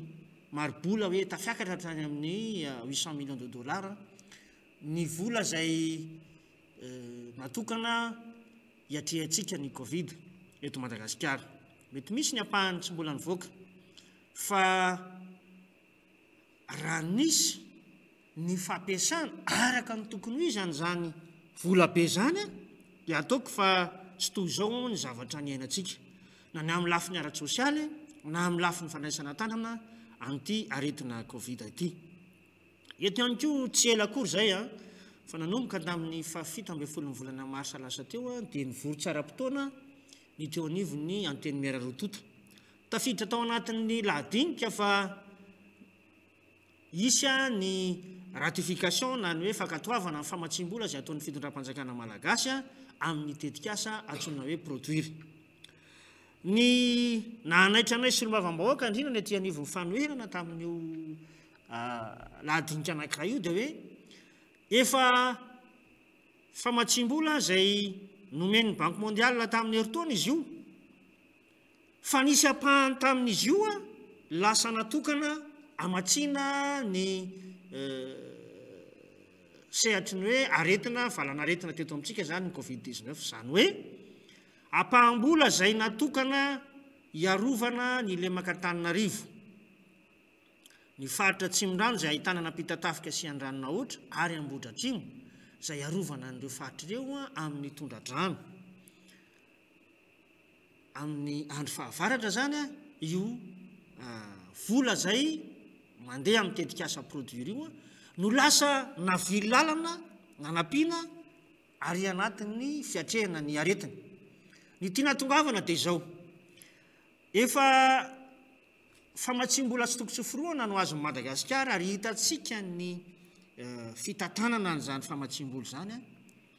fa azo lazainy hoe tsy nahafa-po no be sy ny maro satria natao ankila-bao zany lafiny ara-tsosialy ny mponiny zany ary maro ny fanamariana zay hitatsika teo amin'ny lafin'izany fitantanana zany amin'ny hoe tsy nandeha araka ny tokony ho izy fa amina aitraitra na ihany koa fandaniana mioapapana zay tsy mifanaraka amin'ny filana no namoahana sy nandaniana ny vola famatsim-bola avy any ivelany hany mantsy amin'izao fotoana izao ka sahiranitsika indrindra ny eo anivon'ny fitondram-panjakana amin'ny fahazahoana famatsim-bola atao anatin'ny titaona araiky amin'ny 20 ity dia eo indrindra no mampametraka ihany be sy ny maro hoe ahoana zany ny atrehantsika anty valana aretina zay hita fa tena me mahery vaky ity amin'izao fotoana izao amafisina ny tenindreo namana teo aloha ry fitondram-panjakana mba jereo akaiky re ny ahafahantsika mampiditra ny fanefitra eto Madagasikara mba hiarovana anreto vahoaka malagasy zay tena very fanambola velona ireto satria ny firosotsika amin'izany dia anisan'ny manapaka ny roy zay tsy hiparitahany zany valana aretina izany fa mba olona tomady sy afaka hiasa sy hamokatra ny vahoakantsika eto moa zany dia to manao be marenina ihany raha fitondram-panjakana na ihany koa hoe mitavosavosa amin'izany fitantanana ny fanjakana zany tadio fa tsy miandry ianao atoritory ny aretina ary tsy miandry ianao amin'ity fitavosavozany ity ny aretina covid zay tranga mahery vaika amin'izao fotoana izao hitatsika fa ny olona amin'izao fotoana izao tratran'izy io dia ao anatin'ny 420 ora na 720 ora sanatry ny vava dia efa modomandry izany no tokony andraisan'ny fitondram-panjakana fanapahan-kevitra entitra amin'ny fiatrehana an'ity aretina ity eo moa zany resahana teo ihany koa ny hoe sanatry ny vava ladiny lelany hoe hidirantsika amin'ny confinement tsy maniry an'izany zahay satria fantatra dia fantatra ny fiatraikany ara-toekarena eto Madagasikara raha tsy teny fotsiny a ny amin'ny lafiny fizahantany zay niresana teo anisan'ny mampidibola be indrindra eto amin'ny kitapom-bolam-panjakana zany kanefa dia tamin'ny taona lasa iny sy ity taona mitsidika ity dia hitantsika ny tsy fandehanany zany fizahantany zany eto moa dia maro ny taraina sy antsoantso ataon'ireo mpisehatra eo anivon'ny fizahantany ary indrindraindrindra ny tsy faneken'ny fanjakana amin'ny antsoina hoe allègement na fanalefahana mifakaketra amin'ireny orinasa na hôtely zany a na ihany koa ny ireo mpiseradisany a zay misehatra eo anatin'izany fizahantany zany a mba nangataka fanalefahaketra izy ireo kanefa dia tao antso an'hevitra ihany no azon'ireo mpisehatra ny fizahantany ireo eto moa dia natonga afatra mihitsy izy ireo no hoe misy ny hetra na ny impôt synthétique zay alaina amin'ny mpiseradia manangataka fanafonana an'izany izy ireo satria inona moa ny nataon'zareo zany nanomboka tany amin'ny volana marsa taona 2024 ka hatramin'ny volana marsa taona 2024 zay anisan'ny vanim-potoana zay akana ny hetra impôt synthétique amin'izao fotoana izao olona tsy miasa very tompoko zay fatapoko fatapirenena ny tsy fandehanany zany sehatra asy zany teto amintsika no takina ary hoe tsy maintsy mandoa an'izany hetra izany zareo velotaraina satria na ny sakafo ho an'ny vady aman-janaka ireo mpiseradia ireo ara manahirana azy tsy inona moa ny andoavan'ny hetra eo ny volaniditra taminy tsy misy zay nisy tomana ny saitsika ao anivon'ny centre fiscal reny a mba andinika tsara amin'ny hoe inona marina moa ny zavatra tokony hoe obligatoire na hoe tsy maintsy hanefan'ny olona an'izany hetra an'izany satria raha sehatra ohatran'izany kosa dia tsapanay fa filambanina raha toka terena andohan'izany a ireo mpisehatra eo anivon'ny fizahantany zany eto ihany koa moa dia anisan'ny nandalo tamin'ity firenena ity zany kere zany misy a ny mitsopinenana mihitsy a miala ny atsimo a zay tonga eto Antananarivo a ary andeha hitady ravinahitra any amin'ny faritra zany a ary ny atao hoe ny akamaroan'ireo olona avy any atsimo ireo dia manana fandriana avokoa no any amin'ny faritra Mahajanga sy ny manodidina iny voalohany aloha dia miantso ny ministera am-ponina satria raha hitantsika reny fahatongavan'olona maro aman-jatony eo amin'ny gare routière reny a andro vitsivitsy tsy homan-kanina mitazana fotsiny zany ministera am-ponina zany eto amintsika to heverina to tsy malagasy reny olona avy any amin'ny faritra ireny efa niainankere izy ny alantany tonga eto izy a tsy misy pirara ny tompona ndraiky mpanjakana manoloana an'izany aonanana mianjady amin'ny vahoaka mandinika zany antsoavy re tompoko ny atao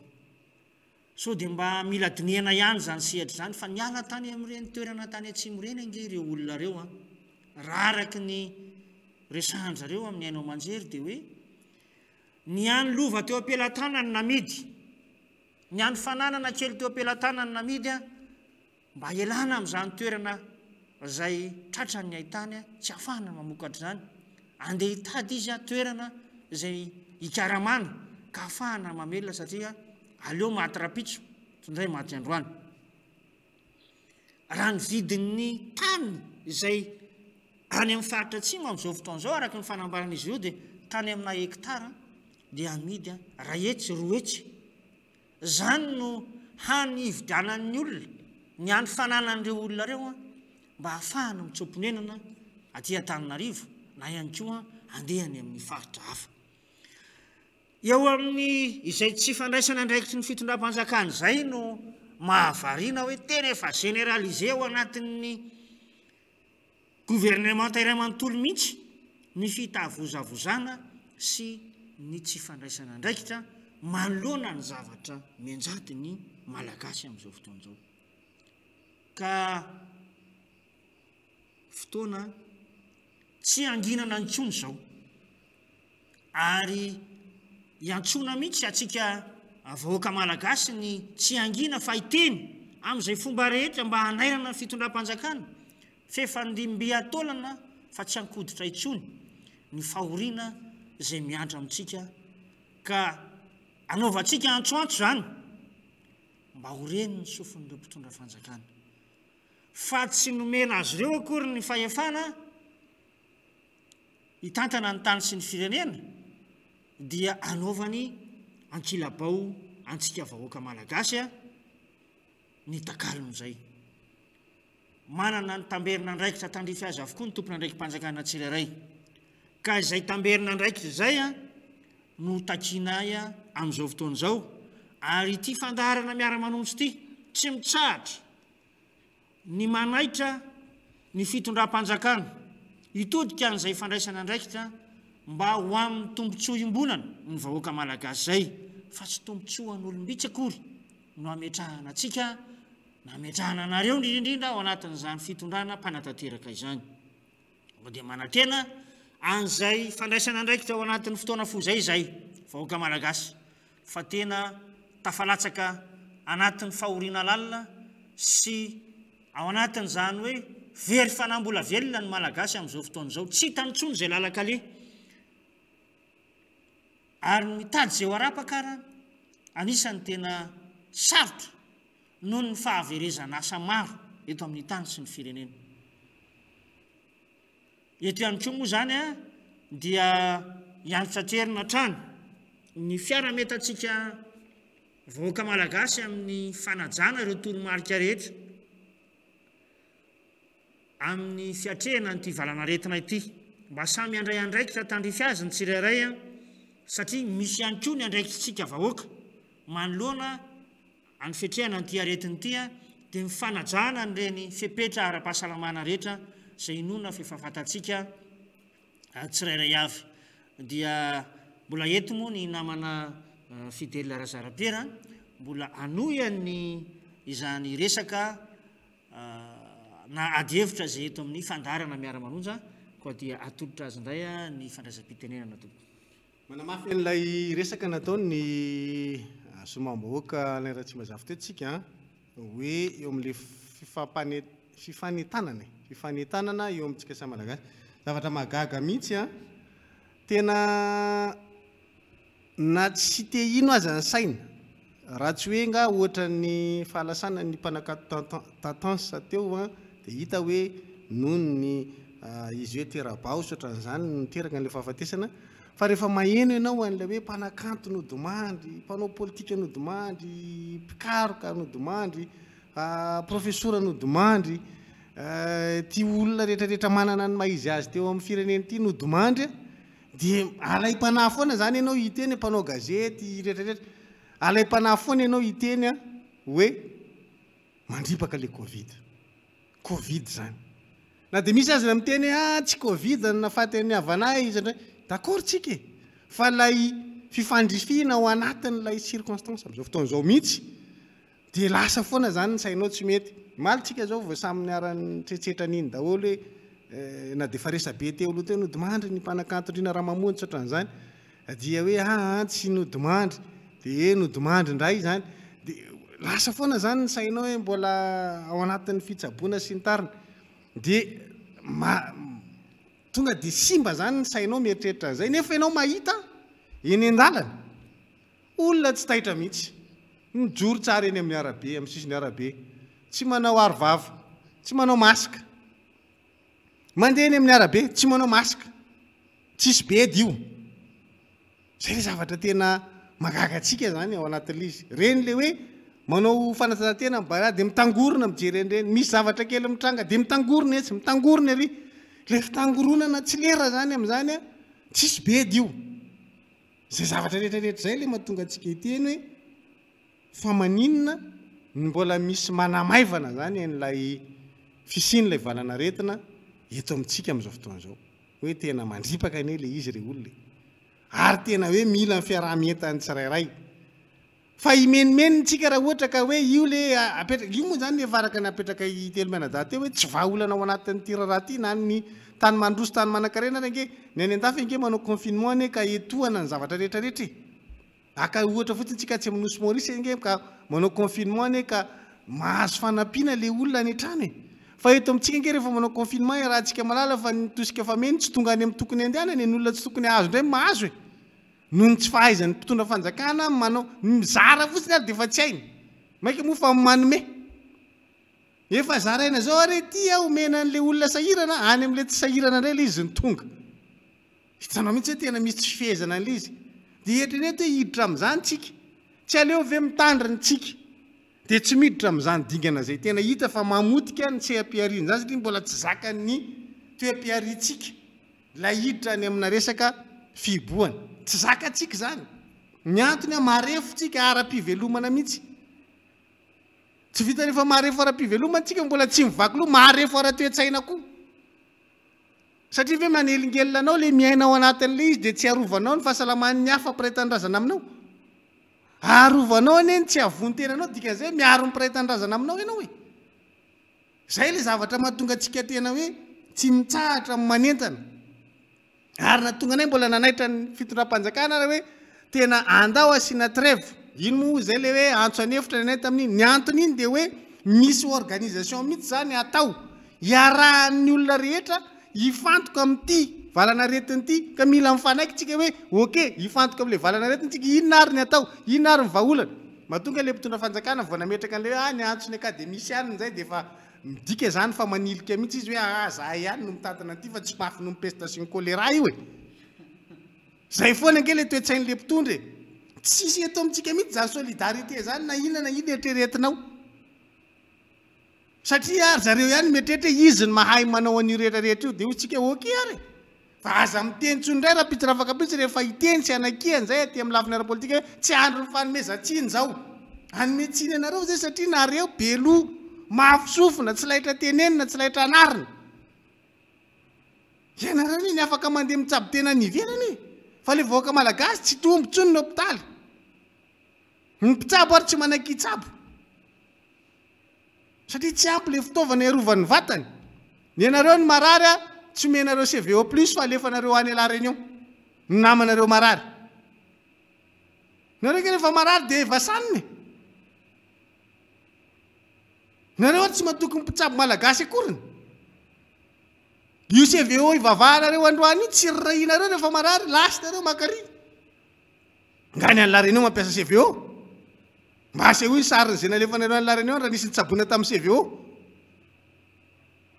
so ia moa fa nisy ny ED1 dia iny zao dia ao zao le voaka malagasy jereo tsara rehefa fantatry ny olona fa hoe efficace le zavatra na hoe misy tsirom-panantenana ho efficace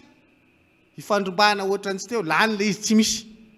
fampitadiavana mihitsy aiza misy an'ity ED1 ty ny CVO nareo le mitsavovina any amin'ny pharmacie tany amin'ny grande surface ny embidy isan'andro fa telonjato zay raha disa zay ny farany dia tsy hitako tsony nanjavona ny jery any rehefa niditra an'ireny hoe score hoe soprite fa tsy hitako tsony any amin'ny pharmacie zo mahita an'le amin'ny boîte kely indray sy zao fa eo mba milahatra ihany no le pharmacie fa zavatra fa mividiny satria zay io rehefa mahomby le zavatra ataonareo tsy mila dokam-barotra akory io jifo lany ka nisy dokam-barotra na ED1 zany lany tsisy fandrombahany loatra tsy teo satria ahitan'olona fahombiazana le izy na dia kely fotsiny areo ka misy tsirom-panantenana mety ty fanafody ty miazakazaka ny olona makany androany tsika matoa fanafody ny vaksiny fandrombahana jereo tsara ny adiny européenne tamin'le mpanao vaksiny 29 millions dose tany Italie natao saisie ny antony ny anglisy ny ala tao anatin'ny vondrona européenne nefa le fanafody alefa ho any zareo anglisy tesitra ny européenne hoe omeo aloha zahay fenoy aloha ny eto amin'ny faritra Eropa zay vao makany amin'ny zareo britannique ty satria izy ny ala tao vondrona européenne tsinona ka misy fiatraikany le fanapa-kevitra andraisinao ara-politika dia ozy n'olona nareo tsy européenne ho an'ny européenne aloha ty vaksiny ty ifandrombahana amin'ny vaksiny mifampiresaka ny allemand ny frantsay ny rosianina inona ny antony fampiresana le Sputnik V vaksiny zany fantatsika tsara zany Poutine zany zany Merkel zany zany Macron zany fantatsika ohatrany ahoana fifandraisana ara-politika an'ireo fa androany fahasalamam-bahoaka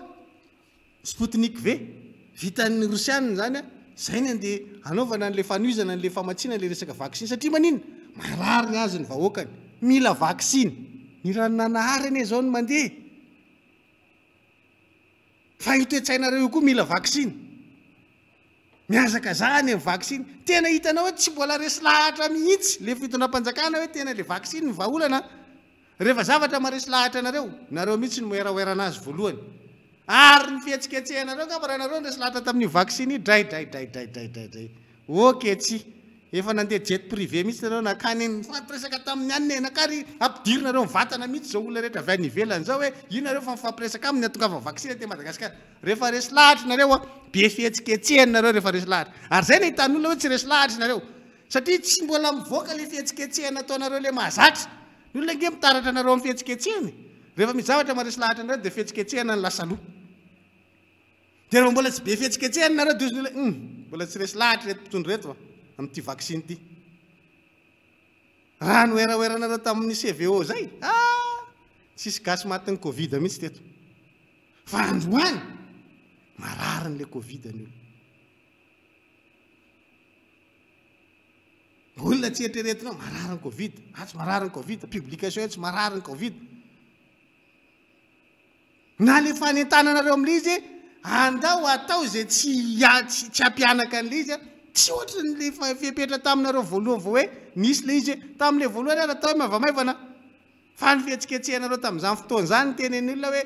ampanaovina zao ampanaovina ny ry nivoaka daholo ny BRDM nivoaka daholo ny rehetrarehetra maramila makatsy mamafa tokotany makary zao ohatrany hoe tsisy Covid eto Madagasikara ny fihetreretana anazy noho le fihetsiky le mpitondra fanjakana fotsiny satria amin'le mpitondra fanjakana ohatrany hoe zavatra tsy misy zany nefa ny olona miara mitantana aminareo ary vo fa mavan'le fanjakana le izy satria maninona mbola le CVO aloha ny azy akany CVO na sitranaka CVO ny any ny ampiasaiko ka CVO ny aty CVO ny ary CVO ary tsisy manjifa zaraina ministera ngena saina mividy an'le izy terena ministera hoe vidio zany dia iny mizara hoe zaraina le izy zaraina ny CVO matotonga any amin'olona fa tsy hoe tena resy lahatra le olona dia mandeha eo dia ao tsy misy zaraina ny vidiny ary miakatra isan'andro zay ny olona rehefa resy lahatra maninona misita le fanjakana mandray andraikitra manoloana an'izany hoe inona ny tokony ataontsika manoloana an'le fa tsy mifantoko amin'io fa atreto ny rehetra dia mahita hoe vaksiny aloha tsy adala ny Amerikana ny Covid nge tsy avy aty Madagasikara ny atombohany fa tany Chine maninona ny sinoa mampiasa vaksiny raha firenena isan'ny vizana be indrindra nge dia ny Amerikana maninona izy mampiasa vaksiny ny Européenne maninona izy mampiasa vaksiny dia tsika androany no tsy taitra ao anatin'izany nefa fa misy voa eto amintsika eto zany tsika dia tena mametraka hoe aleo a misoroka toy izay mitsabo mila mafisina zany ny fahatongavan-tsainantsika tsirairay avy ho anay eto amin'ny miara-manonja zany dia tena manentana antsika voaka malagasy rehetra ka manaraka nyity fandaharana ity ny fiarovan-tena tsara indrindra aloha dia ny fanasantsika tanana ny fampiasana n'ireny gel samihafa reny huile essentielle samihafa reny ravitsary baume fosy zay anananao rehetra ampiasao daholo fa mety fa azadino mila mitondra masika ianao isan'andro mila manao masika ianao naizanaiza leanao efa tsy fidironay manao ty fandarana ity dia tsy manao le masika ary zay mahatonga ny hitanareo tsara misy elanela zay mandeha tsirairay zay mipotra eto amin'ity écran ity satria mielanelana tsara mihitsy ahafahana mifampiarina zay sam'izay ato ary miova mihitsy zany le endrika ara teknika n'le fandarantsika no ninona noho ny fiarovan-tena ao anatin'le resaka Covid noho izany dia tena miteny aminareo zay hoe aoka mba tsy hisy olona intsony na iray aza anamaivana n'le fanaovana masika na eny an-dalambe zany na eny an-tsena zany mahita anareo miresaka eny an-tsena oataoata mihitsy miresaka amin'izany hoany ry tsisy masika fa eo ohatrany hoe mbola miontsika hoe misy tsisy zany aretina zany misy le aretina re olona fa dia eokotsika mba hitandrina tena manentana raha ohatra ka kafizinareo ty fandaharana miara-manonjy ity a dia raiso tena hoe ho zava-dehibe amintsika ny fanaovana masika aza miandry polisy isavo, aza miandry zandary andeha isavo, na hoe misy polisy dia apetaka le izy fa apetao foana iny vao mivoaka ny trano ianao. Zay ny tena fanantanana lehibe indrindra, le masika dia manasa tanana amin'ny savony a dia efa mety matetika io zany. Mila miaro teny ianao a fa ny fiarovanao ny tenanao ny arovanao ny hafa ihany koa. Iverenako tsara le zavatra nisy a fa raha jerena ny valana retina tamin'ny andro ny era Jonaro Mampianina zay lazaina fa nandripaka teto Madagasikara kokoa noho ny Covid, fa mivola lanitsika tamin'izany a kely kokoa noho ny vola lanitsika amin'izao fotoana izao. Nandaniana vola be ty resaka Covid ty fa mahantraka androany mbola tsy misy fijanonany. Valana retina tamin'ny andro ny era Jonaro Mampianina ange tao anatina volana vitsivitsy dia izay dia tapitra dia tsy nitoy intsony ary azo ny tsaboana tsara ny pesta sy ny valaretina tamin'izany. Fa zao anie ty Covid ty tsy mety misy fahataperany, mitoy isan'andro forme grave, efa manarivo ny olona tratra fa 2 arivo mahery tsika zao. Dia mbola ilaza ihany ndray koa ve zany fidinam-panjakana io fa tsy mafy no mipesta sy ny choléra ndray io, nanahirana le izy a. Ary zay zavatra zay a no mahatonga anay sarotiny zany eo anatin'le izy hoe raha tsy tsika no manao ezaka fa io fitondram-panjakana io ny andrasantsika dia ripa-keto tsika, fa io fitondram-panjakana io tsy capable na hiaro atsika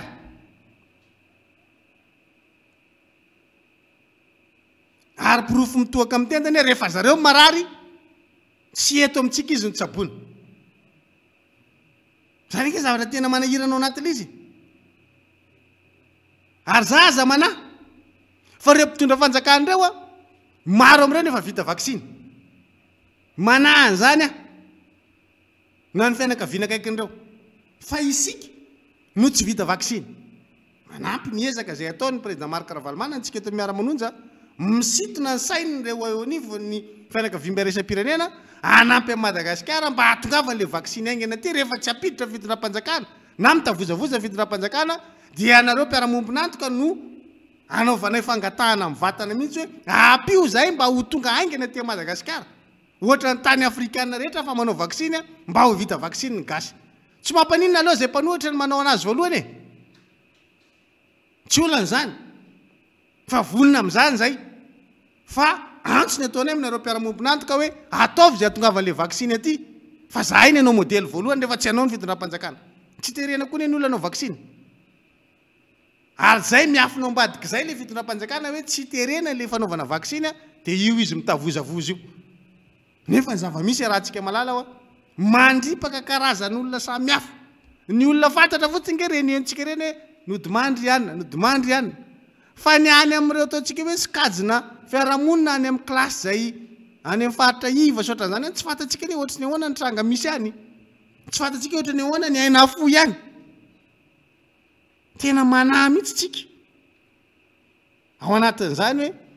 grave ty zavatra misy ty. Mahatonga ny ana majanga manao antsoantso mafy be ohatran'io tena efa mafy le zavatra misy.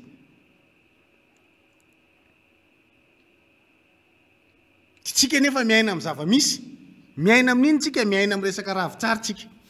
miaina amin'ny resaka bomy mafosy tsika. Zany ny aina tsika na io fanafody io nge tsy maraka e. Azithromycine zany zavatra lafo e, ny plakety anankiray fara famorany zany eo amin'ny 7 arivo 7 arivo 7 arivo fara famorany a. Nefa tsy maintsy hoaninao ao anatin'izay mila malany ianao a plakety anankiroa farafakeliny no dia eritrereto ny fanafody mbola miaraka aminy raha hita. Zay nge ny olana amin'ity raha ty le fitondram-panjakana tsy capable amin'ny tsabo. Matoa misy ny ainana foy zany dia tsy navita ny tsabo, fa mbola tsy manao fanentanana mafy be koa. tsy fantatro miandry ny tsy haiko izy ao anatin'ny fitondram-panjakana hoe tena marary be ndray ngamba zay vao hoe andao am'izay no fanentana satria efa ny akaiky antsika ty voty fa de tsika eto amin'ny miara-manonjy aloha zany de tena manamafy na de teo aza zao zay sosikevitra rehefana zay de hoe andao tsika iverina manao fandarana de atao fandarana ndray tsika manao le fanentana satria ty zany efa atsika manao rehefa tsy fanometanana le fitondra fanjakana hoe ny hery velona rehetra ny fanometana ny fandrimbona amin'ny ady atriana nyty covid ty de miverina zay atao anatin'ity ary dia manentana anareo voaka malagasy rehetra ary manome tsiny ny fitondram-panjakana zay mitavozavoza manoloana an'io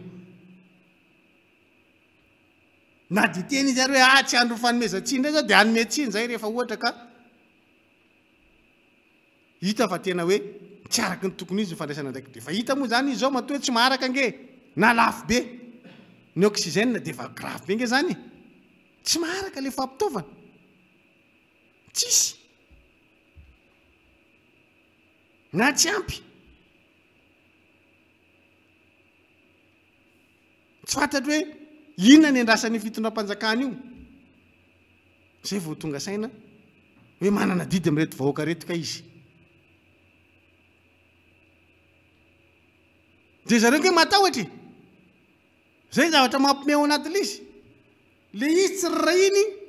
fa raha misy olona voany covid nga izy masampotra eo miala lavitra nge izy sa tsy te tantara zavatra betsaka eto aminareto moa fa tena matahotra an'io koa izy hoe misy olona voany covid na misy olona matiny covid de tsy sa mamangy eo le mpitondra fanjakana amin'ny fatahorana an'le covid ka zavatra tahorana zay maninona raha atao nitsabona anazy ary ka tsy hoe matahotra fotsiny koa ianao de any ianao manepoka any an-tranonao any de miaro vatana rery any ianao fa ianao ny tompona andraikitra ianao no mitondra androany de andrasanao an'izy ary le izy le vahoaka nitsabony tenany samy rery eo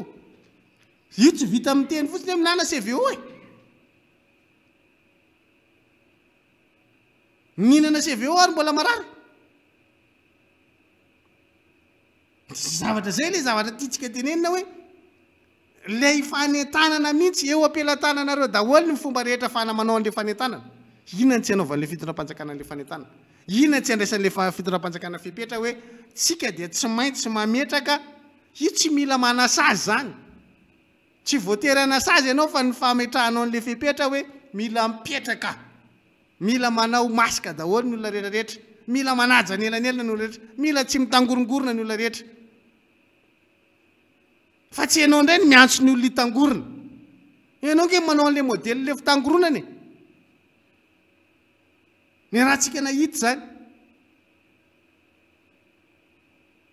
ianao ny tokony misoroka an'le fitangoronana voalohany ianao indray mampitangorona olona voalohany mampalahelo le zava-misy fa eto moa apetrako foana hoe ny tsy anyriny volo amin'ny andrina ane de ny enatra fa rehefa tsy enatra de bronina be ny tapik'andrana fa tsy mampaninina an'ireo mihitsy zany ny problème mampitondra androany de ny toerany aloha ka tsy le vahoaka entina mihitsy manahirana na le famboa fakana ireo fepetra moa de efa tsy tenenina tsony de poids de mesure isaka zay mandray fanapahan-kevitra zany efa zavatra tsy mahagaga zany rehefa iza de atao inona de rehefa iza de atao ahoana anaovan'ny olona fanamariana foana zany androany rehefa manao fampitahantsika moa amin'ny fiatraika an'ilay fepetra zay nraisina fotika amin'ny fiarin'ny olona marefo le vahoaka malagasy tsy vita marefo amin'ny resaka ara-pahasalamana fotsiny fa tena marefo ara-piariana tanteraka mihitsy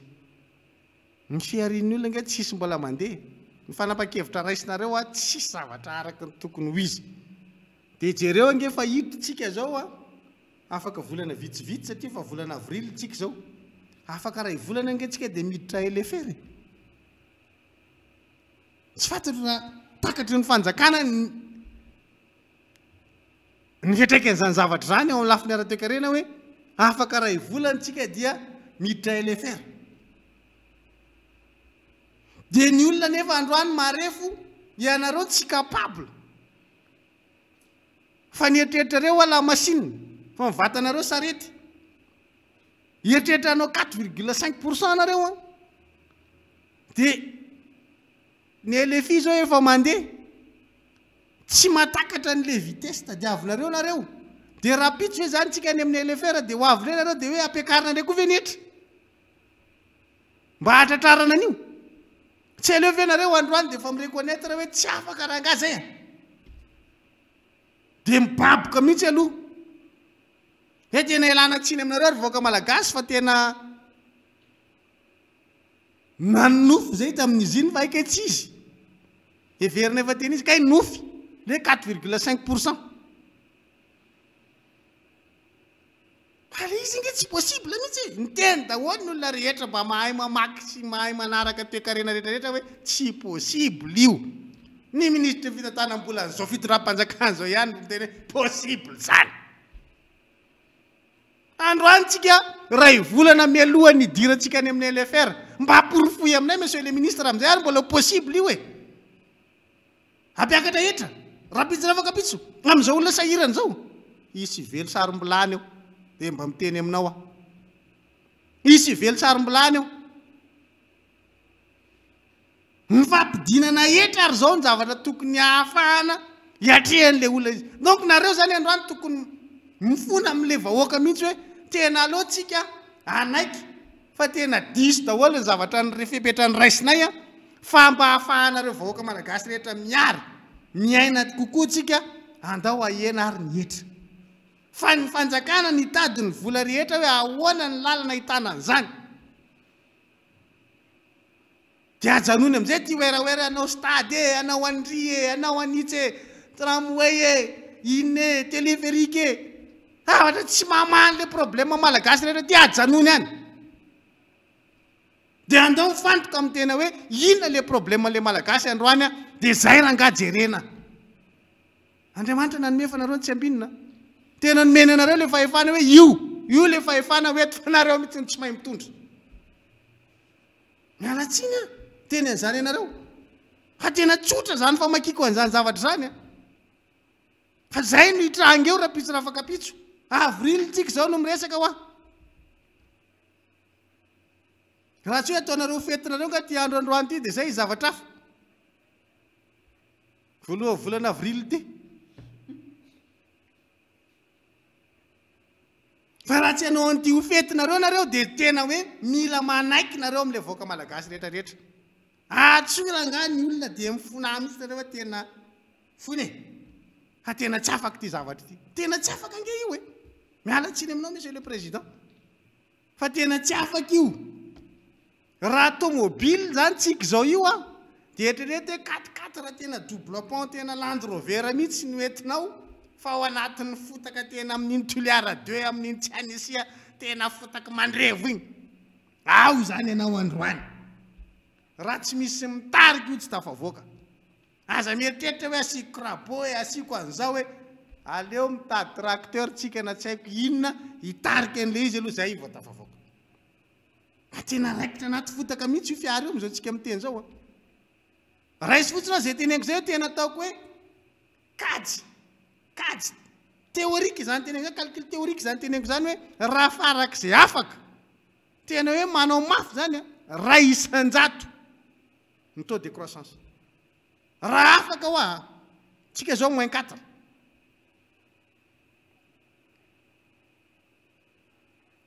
fa enao aza manaiky ampiason'ny olona hoe aka mety io président fa raiky poy inona moa le filaza anazy tamintsika nanao tao amin'ny travaux de commission tao amin'ny resaka commission finance hoe misy raiky poy io ze misy formule ozy anaovana an'io raiky poy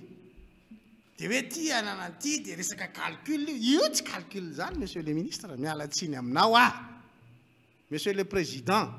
tsy fantatro hoe inona ny tena fifandraisanao sy ministre ny fitantanam-bola io fa raha mbola io ny ministre fitantanam-bola anao miala tsiny taraiky etotsika fa za tsy miteny aminao esory mety aminay mpanohitra mihitsy izy hoe veloha eko amin'izay nareo retsitrako zay ke tsy ny politika ny atao e tsisy miteny aminao mihitsy hoe esory fa raha io fotsiny aloha ministra fitantanam-bolanao taraikitsika fa azonao tazomina mihitsy izy fa mety aminay mpanohitra fa eto zany tsisy resaka kajy ambolona tabatra zany fa ny réalité jerena hoe inona ny zava-misy monsieur le président ameko kajy tsotra ho ianao voalohan'ny volana avril androany afaka raha volana mahery kely a dia mivorona teny mera-pirenena ny lahadinika anay amin'io a dia teti-bolam-panjakana fanitsina teti-bolam-panjakana indray zany io dia inona no ataonareo amin'izao na nikajy ny zavatra misy ary za mino a fa ny bokiny io indray raha atao io LFR io efo tapitra indray fivoriana hoe voatire boky be avy any dia ho ataonay amenina fotsiny ndraiky hoe amenina dia lany indray ny LFR e fa zéro ihany ny vokany rehefa avy eo monsieur le président miteny aminao a mbola zéro ndray raha ohatra ka tsy mino an'izany teniko zany monsieur le président atsony technicien ny ministère fitantaram-bola dia antanio an'zareo ny arbitrage zao hoe atraizitsika inona daholo nefa nijerevana amin'izao zany ho ahitsy ao anatin'ny LFR mba antanio e za tsy maheno mihitsy hoe inona ny asa mandeha ao anatin'izany a araka le teneniko anao teo hoe mba avoay hoe financement externe jerentsika ohatra inony lasa ny telo volana voalohany monsieur le président dia avoay ny financement externe raha misy za tsy mino hoe mihoatra ny 10 milliards avoay dia ny investissement koa ohatra zay ianao manabarabara ny investissement nataon'ny président Erajonary Mampany mba avoay hoe firy indray ny investissement vitatsika tao anatin'iny telo volana voalohany iny efa telo volana voalohany zay lasa efatra ny telo volana ao anatin'ny herintaona monsieur le président ny fanefantsika efa anatin'ny LFI etiko itenenanao ny ainga LFI tsika taty amin'ny volana décembre mandeha ny telo volana voalohany janoary febroary mars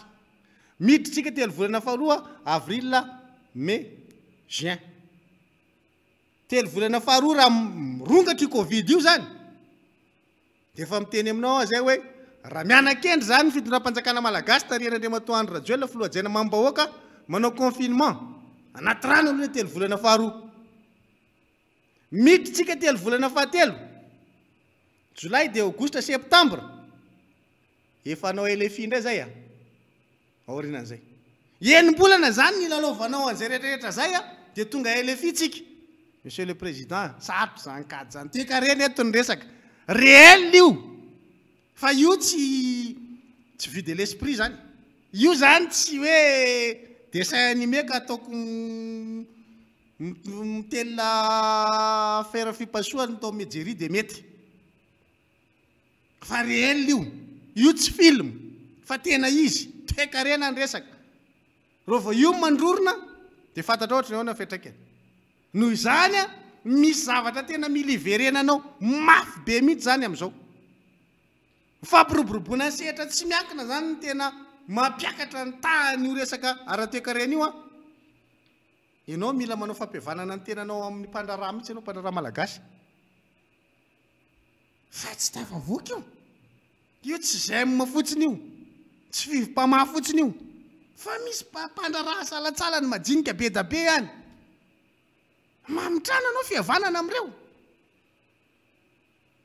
zay ne bedy rehefa mamesosikevitra anareo fitondram-panjakana hoe nareo koa mbola mameso papan'io fa zay malahelo le firenena tsy fotsy vaty zay mbola miteny mananatra anareo satria zay responsable olom-boafidy daholo inge zay eto ambony plateau reto ny fidin'ny vahoaka hitantana ohatra anareo mitondra amin'izao fotoana zao io koa manana didy zany zay am'ty fireneny ity fa raha ny sitrapony anareo velany anareo retsitra any mbola miteny anareo zahay hoe mamitrana anareo fihavanana misehatra tsy miankana aza mitondra ampo manaovinareo fanafarana an'le vaksiny farak'izay aingana mba hahafahany tekarena mandeha tsy adalan'ny Amerikana Joe Biden zany olona mahany expérience farak'izay zokiny zany tokony afaka mitifany zany fa filoham-pirenena Amerikana inona tsy ananan'ny Amerikana mba haenomo ny taremarika sy ny sora-bola lefa anatsarana ny sehatry ny fiarikarenany amin'ny olona milendalenda mihitsy ianao ahoana ny isiny zany aty atanyrazanay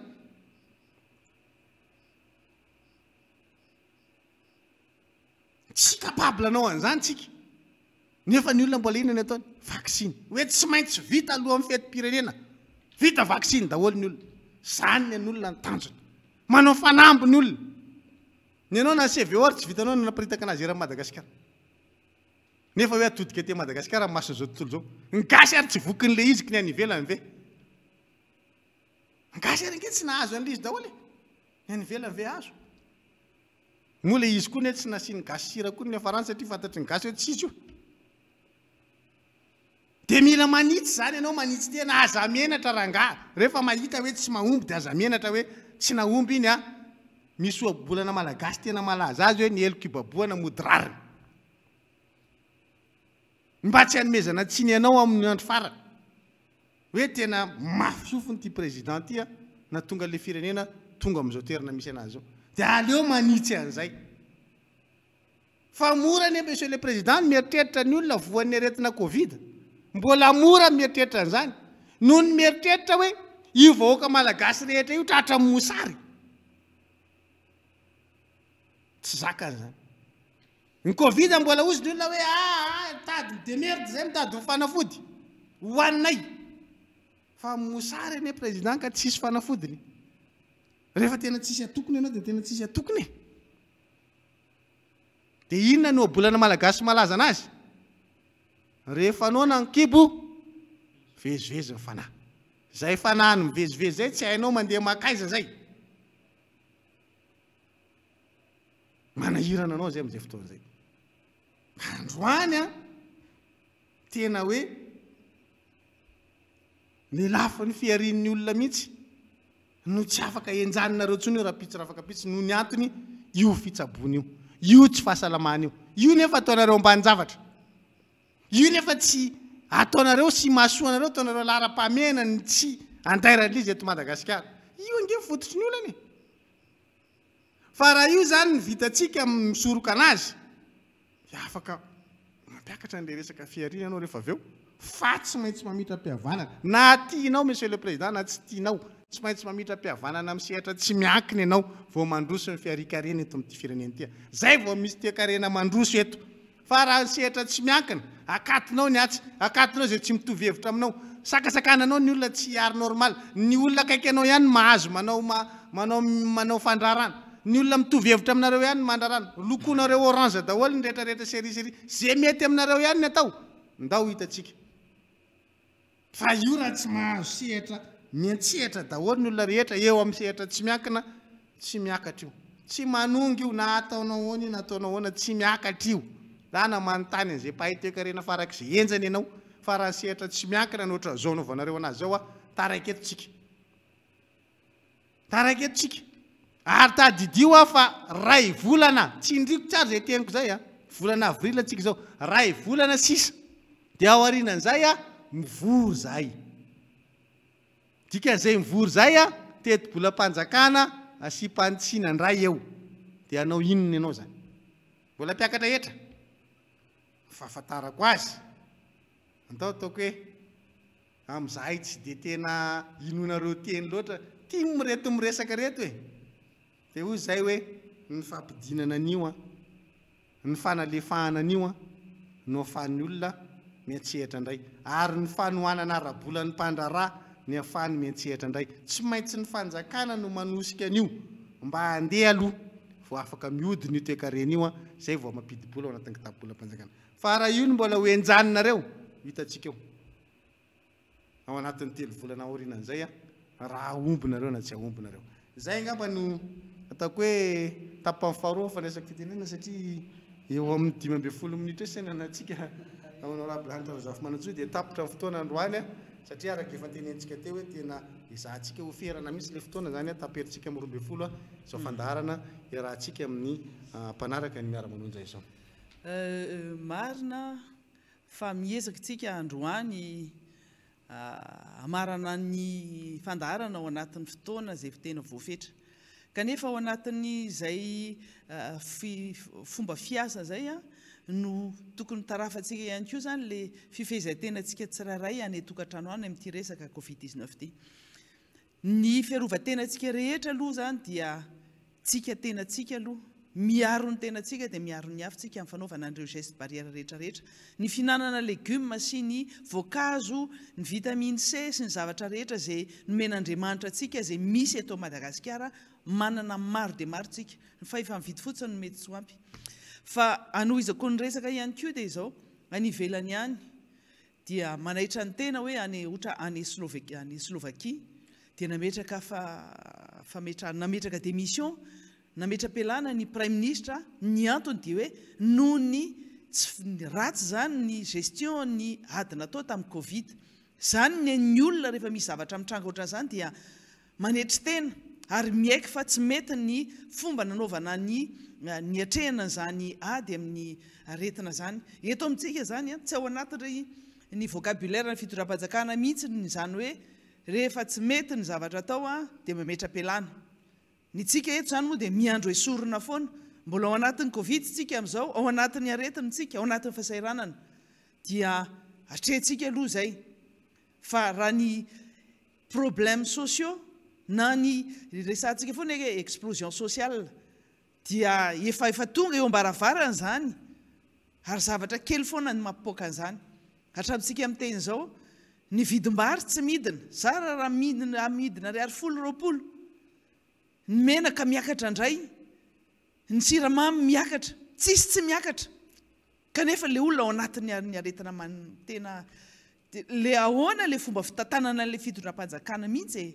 ahoana le fitantanana ty fitondram-panjakana ny raharaha-panjakana ty tsy misy afa-tsy ny tombontsoa manokana ary tombontsoa an'ny tena. Le maximum de bénéfice no atao eto amin'ity firenena ity. Tsy misy fitsonjovana na dia kely ary an'le vahoaka malagasy izay mitrongo vahoamana, tsy manana ny hanokohanina, izay efa tsy maty ny aretina moa zany dia maty ny hanohanana. Ny olona miatrika aretina amin'izao fotoana izao dia olona mila manana herim-piarovana izay matanjaka.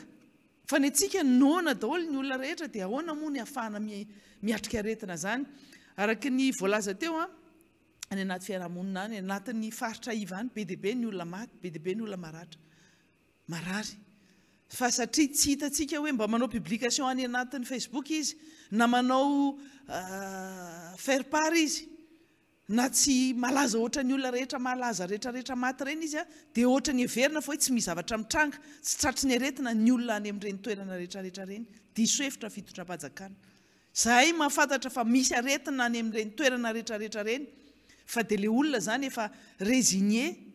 na efa mionona ny olona dia ninona zavatra mitranga eo dia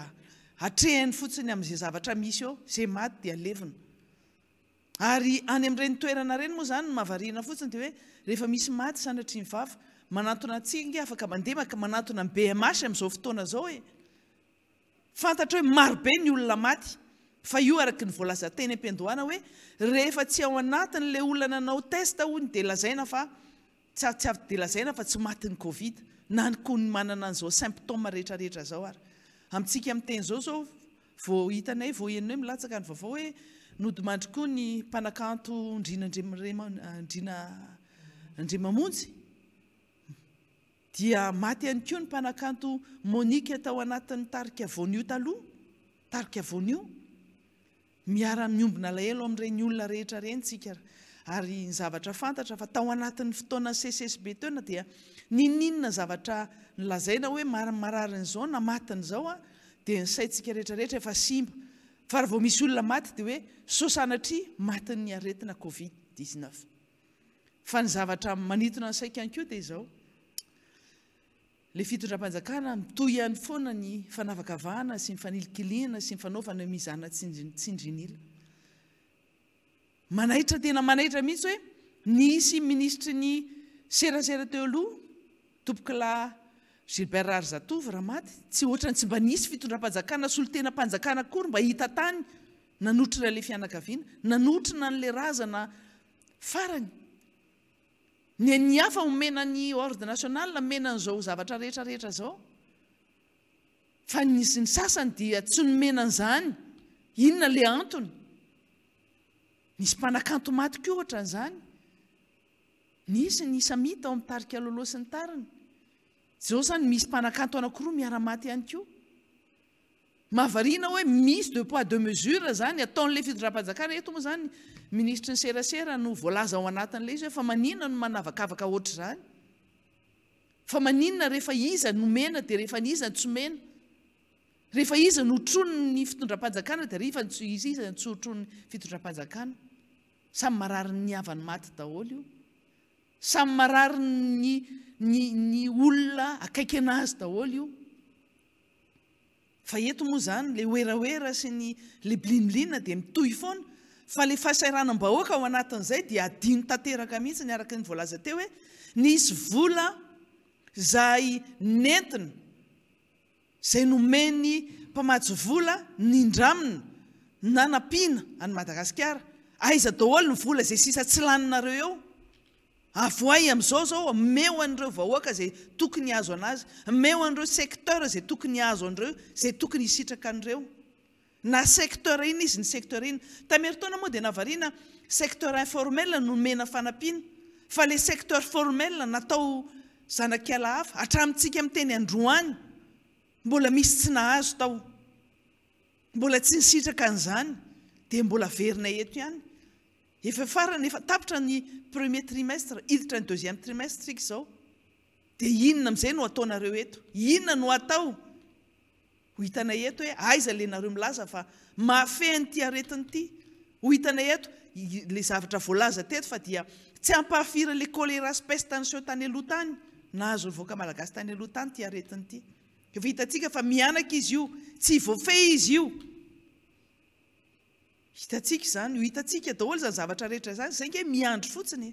ary zay eto mbola tsara fanahy ihany mbola miteny hoe manova ihany an'izao fa rehefa tonga ny tokoa sy ny tokoa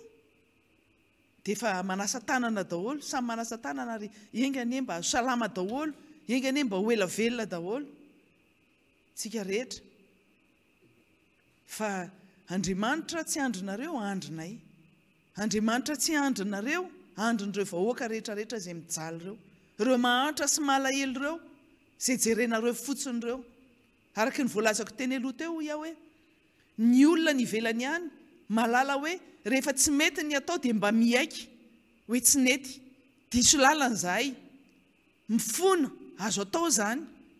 fa ny antsika tsy ao anatin'izany repertoire zany mbola midingin-drambo mbola manao an'izao teny tena tsy voahevitra zao mbola tsy adinina inge zavatra voalazanareo rehetra mbola tsy isy fitondram-panjakana nanompa an'izany vahoaka malagasy zany teto mbola tsy isy mpitondra fanjakana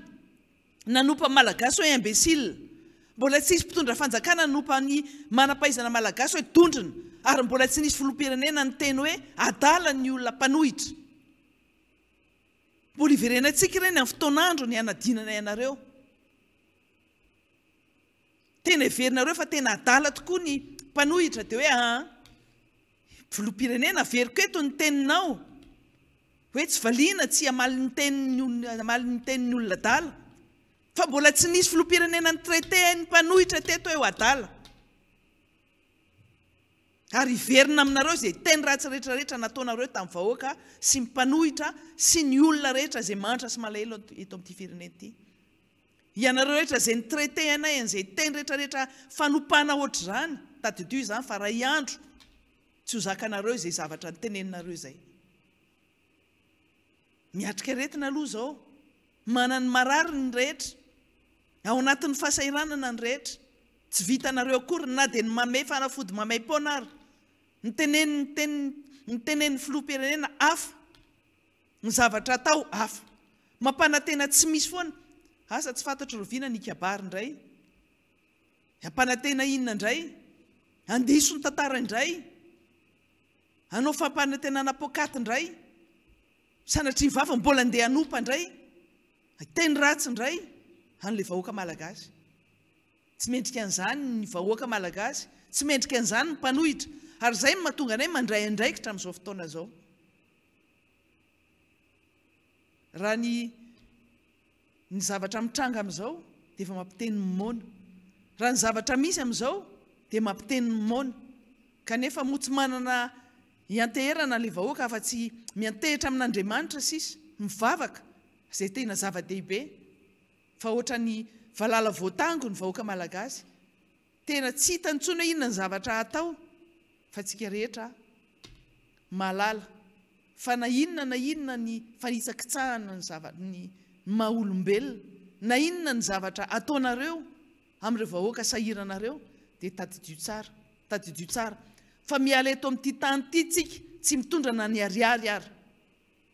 tsy mitondra harenitsika indrindrandrindra fa arena zay azonareo tamin'izay alahelon'ny vahoaka zay volana fanampiana zay natao ho an'ny vahoaka nisy nanankarena tampoka ange noho ny covid eto teto amin'ny firenena ity mbola ho an'ny tanina ianareo zany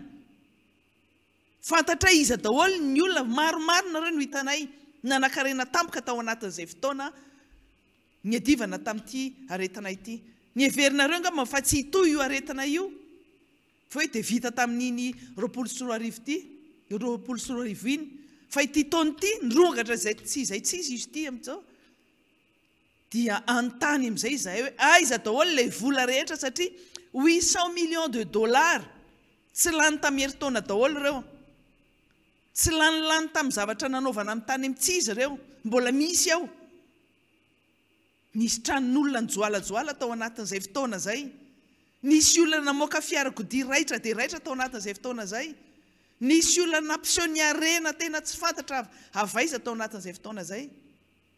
ny vahoaka nge mandinika ary tsy tongatonga ho azy reny orakoraka sy tsioka miseho etseo ireo reny mbola mafimafy zany atsoatsy satria ninona mesure raisinareo eo na anao confinement nareo na tsy anao confinement ninona mesure raisinareo dia tsy maintsy misy fiatraikany amin'ny vahoaka zay entinareo zay vahoaka ao anatin'ny fahasairana tanteraka zay ngamba no faran'izay teny olazaiko androany efa mandeha ny fotoana aleo ajaitsika ny fotoana ary efa tapitra teminy tapitra izay dia mametraka ny veloma finaritra ho antsika rehetra ary mirary fahasalamana ho anareo rehetra zay marary amin'izao fotoana zao mereza mihinana ny zavatra tokony ahafahana miaro tena ary samy manaraka le geste barrière daholo tsika rehetra dia mamerina ny firarintsoa ho an'ny tsirairay dia kopakopa-tanana sy veloma madinidinika ho antsika rehetra ny tokantrano any makasitraka nisy olombavambahoaka telomenadamoa nitondra n'izay fanazavana izay tato anatin'ny fandarana miara-manonja tamin'ity andro an'iotia efa maromaro zay nolazaina teo zay ankasitrahana sagantele manantsika menakava ary indrindra itsika natokantrano zay manaraka tsy tapaka ny fandarana miara-manonja araka ny fanambara teo dia miverina ho fandarana isan'andro manomboka androany indray zany ny fandarana miara-manonja ka manentana atsika anaraka an'izany vanim-potoana ao anatin'ny fiomanana ny pakamotsika amin'izao fotoana zao dia fotoana ihany koa zany andiny tena ho an'ny tsirairay amin'izay